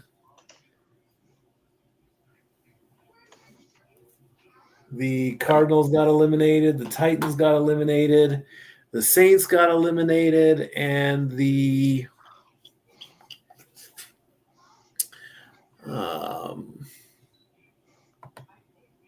hold on, I have it all on Facebook. I know the Saints got eliminated. Poor Zach. Yeah, poor Zach. And I know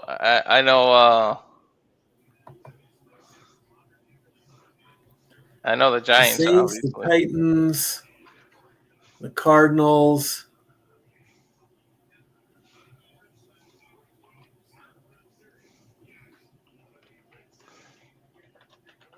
It says there are 5 teams eliminated.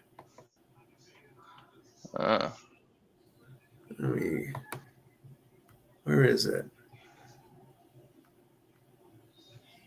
Arizona's been eliminated from playoffs. The Saints. Oh, the Raiders. yeah, Geno Smith and Pete Carroll.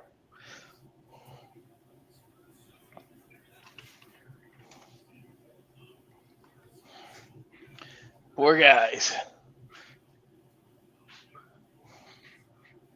I didn't make that one official yet.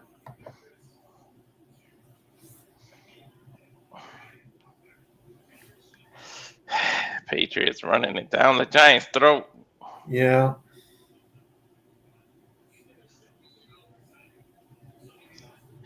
Giants need to draft special teams. They need defense.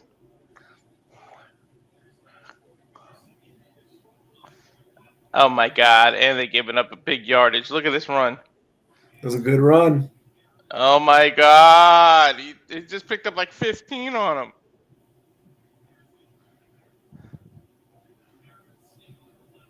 Oh, who was that? Henderson? I think so. Dude's had like 5 touchdowns in the last few weeks.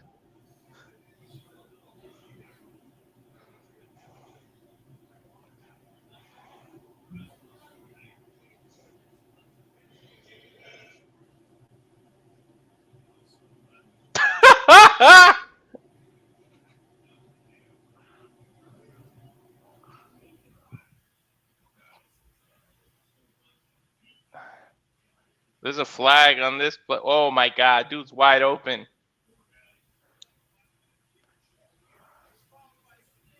That's a touchdown?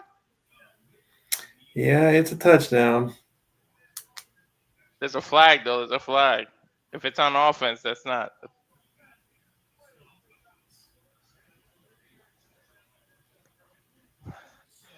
There's some. I saw a flag. Offsetting penalties. So that's 2 flags. What? What do they call? Why is it offset? What do they call in the D and what do they call in the offense? Illegal shift and illegal contact. Oh my God.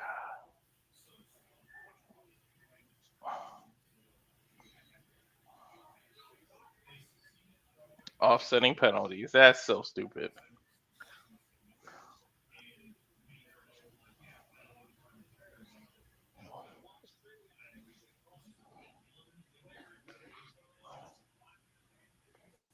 Yeah, they took away the Patriots 6 points there.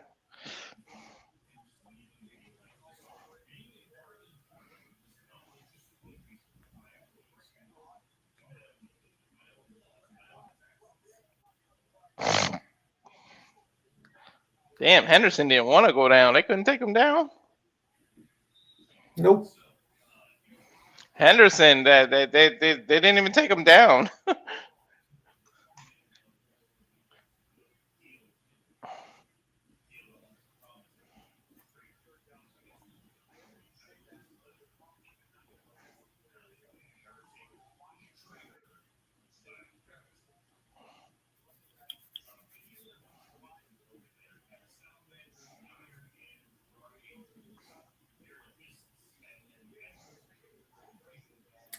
Clock is about to hit 5 minutes on 3rd and 1.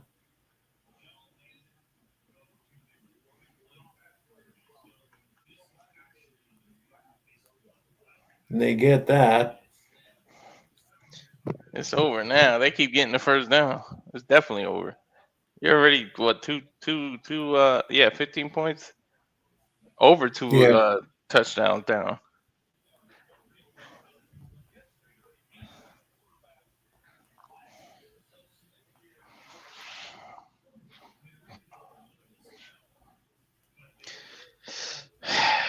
And New York is going to burn a timeout. Don't know why. They're not even trying to like have mercy, dude. They're just running. They almost scored again.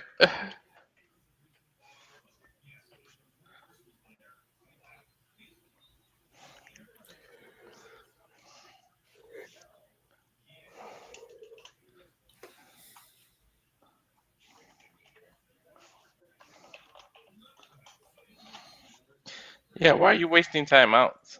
You just delaying the inevitable.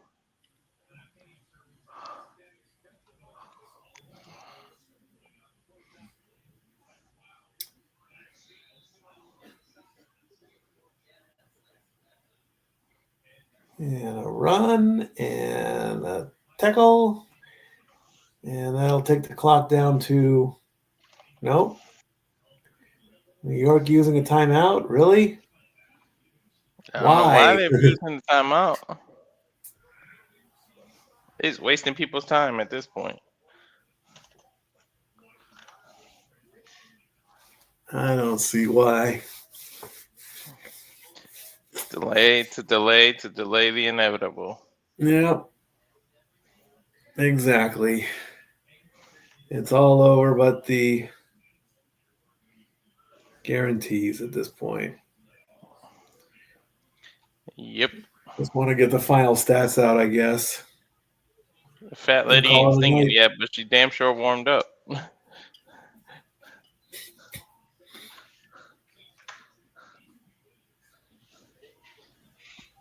He's running. He's running. He's running. He slides. Third down. He's giving the ref some lip.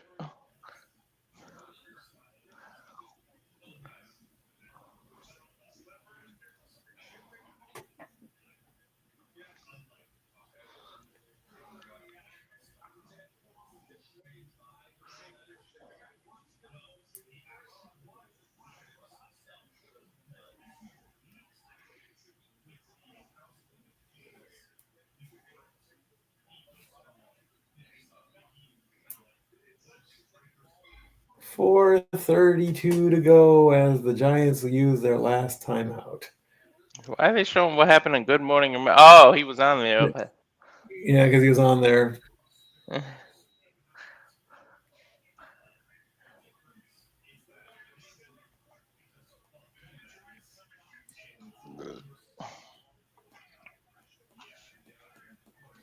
Third and 7.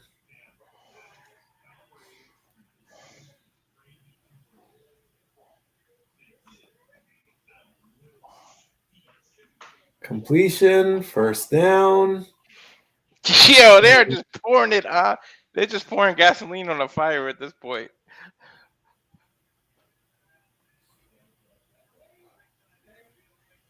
Oh my god.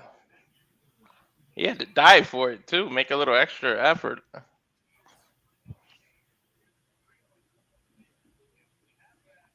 First and goal gonna come up.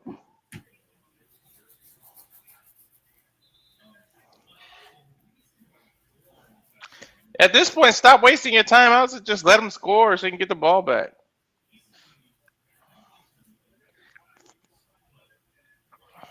I don't even know why they wasted that last timeout when they still got the 2-minute warning. That was stupid. Yeah. 2-minute warning is an extra timeout.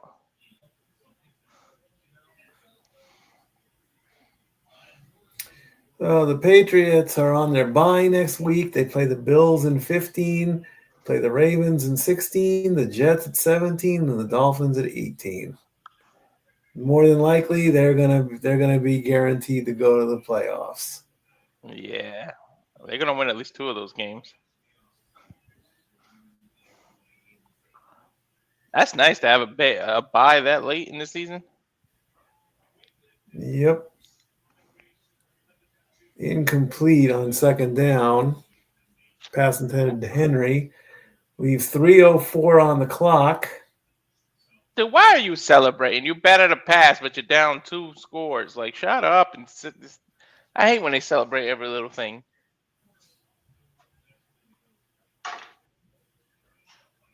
Leave it. Thanks. Can you give me some lemonade? Thanks.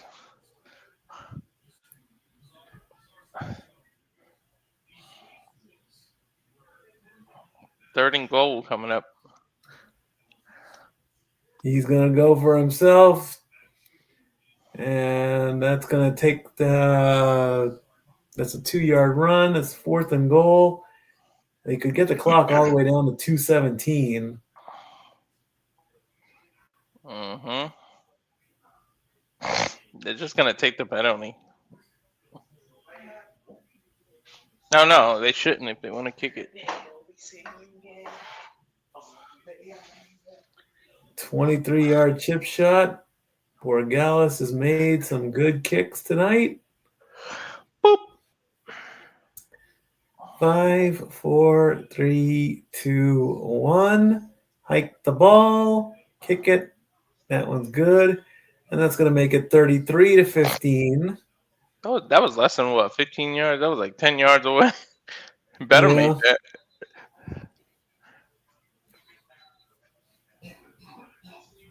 So the Patriots are going to jump ahead of the Broncos for now. They're going to get the number 1 spot. Oh, Broncos are 10-2 also. Okay. Yeah, the Jaguars and the Ravens are the division leaders, so they would be in right now. The Chargers, the Colts, and the Bills all at 8-4. Those are your wild card teams. Can you believe that the Chiefs are 6-6 right now? Nope. Horrible I year. sure as heck can't. I talked about him in the beginning of the show. Somebody asked and they said, how did I feel about when the Cowboys beat the Chiefs on Thanksgiving? And I'm like, look, man, it's tradition for the Cowboys to play on Thanksgiving, but I mean, the Cowboys are showing that they're that 50-50 mentality. Mm-hmm. And the Chiefs are slowly losing their dynamics. To lose on Thanksgiving Day this late in the season and to only be 6-6. It's crazy. Kickoff. Going to go all the way to the end zone, so they're going to take the touchback. They definitely going to take a knee. You don't even try. This has been a weird year. Broncos are 10-2, Patriots 10-2, the freaking Colts are 8-4.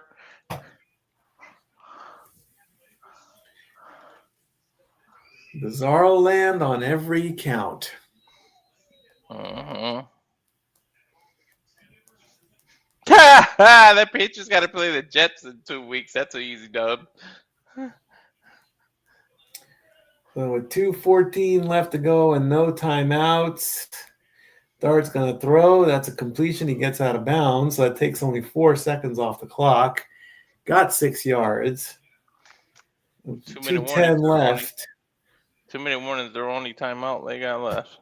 Yeah. That's why I don't get why they burned them. Who knows?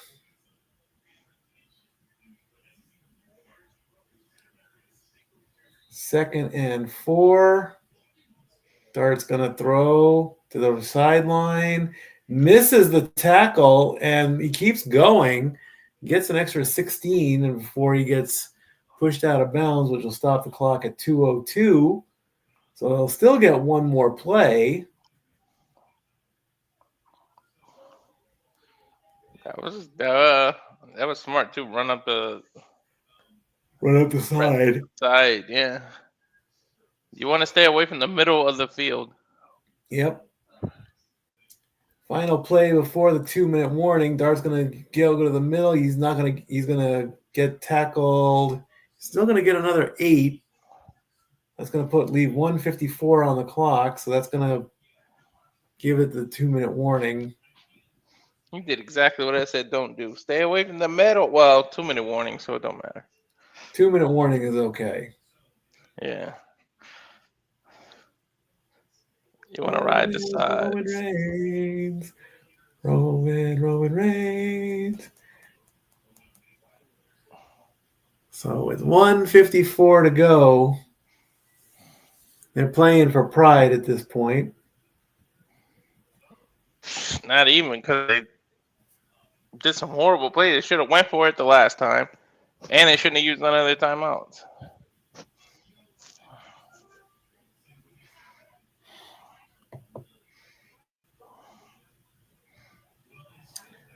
Roman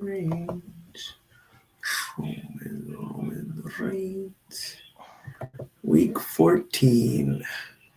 All starts with the Cowboys and the Lions. Didn't the Lions play on Thanksgiving with too? the Eagles. Yeah, Lions played, yeah.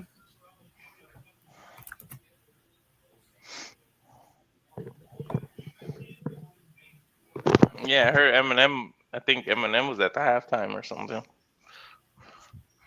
or he was there or something. Sweet.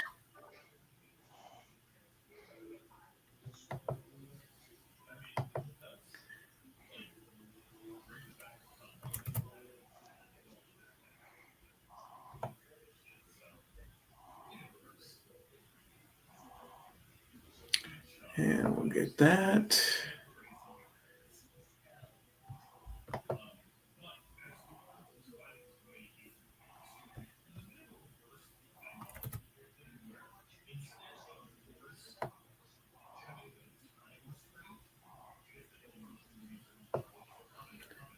And we'll get that.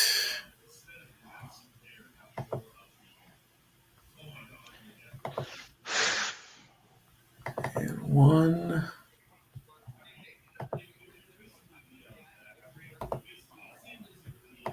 2, as SVP. Well, is getting all right. Week 14 matchups. I forgot how tall SVP is. I just realized it.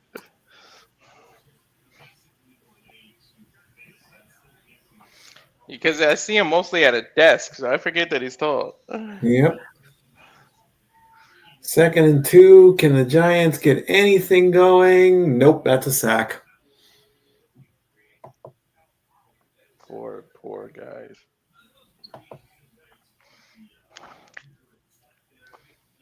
Who were the two of the teams they even beat? They beat the Chargers and they beat the Eagles.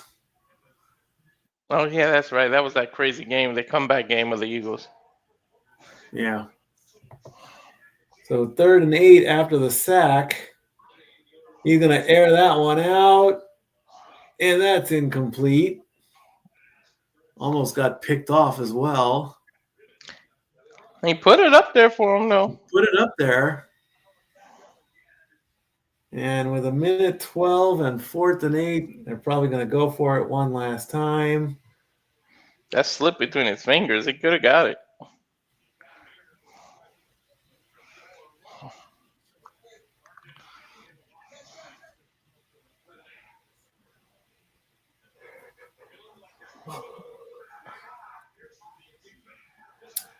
And 5, 4, 3, 2. There's the snap. Going way back. Throws and incomplete. Turnover on downs. I think someone hit it. That's I think pretty much going to do it. Someone batted it down or something. Let's see. Yep, he got a piece of it. 53, Ellis got a piece of it. He said, no, swatted it down. 3 knees and we're out of here. And there goes the play clock. And there's kneel number 1. And all you got to do is just wait 20 seconds as people are leaving Foxborough. Look at all that traffic as the parking lot starts to empty out. Kneel 2 more times and you're good. Nope, one more. One more should do it. Oh, yeah, that's right. Right about now. And there it is, and that'll do it, folks. Week 13 in the books. First team since 1999 with a 10-game win streak after losing 13 in the previous season. Good job to the Patriots. The Colts were the last team to do that. So final numbers. Jackson Dart, 17 of 24, 1 touchdown, 139 yards. Drake May, 24 of 31 for 282 and 2 touchdowns. That's going to do it for week 13. Next week, week 14. Good matchup. Eagles and Chargers. and it's going to be turned into Monsters Inc. So we might keep an eye on that. I don't know. We'll see how it plays out. And in 48 hours, I bring home car number 3. Lucky me. Yeah.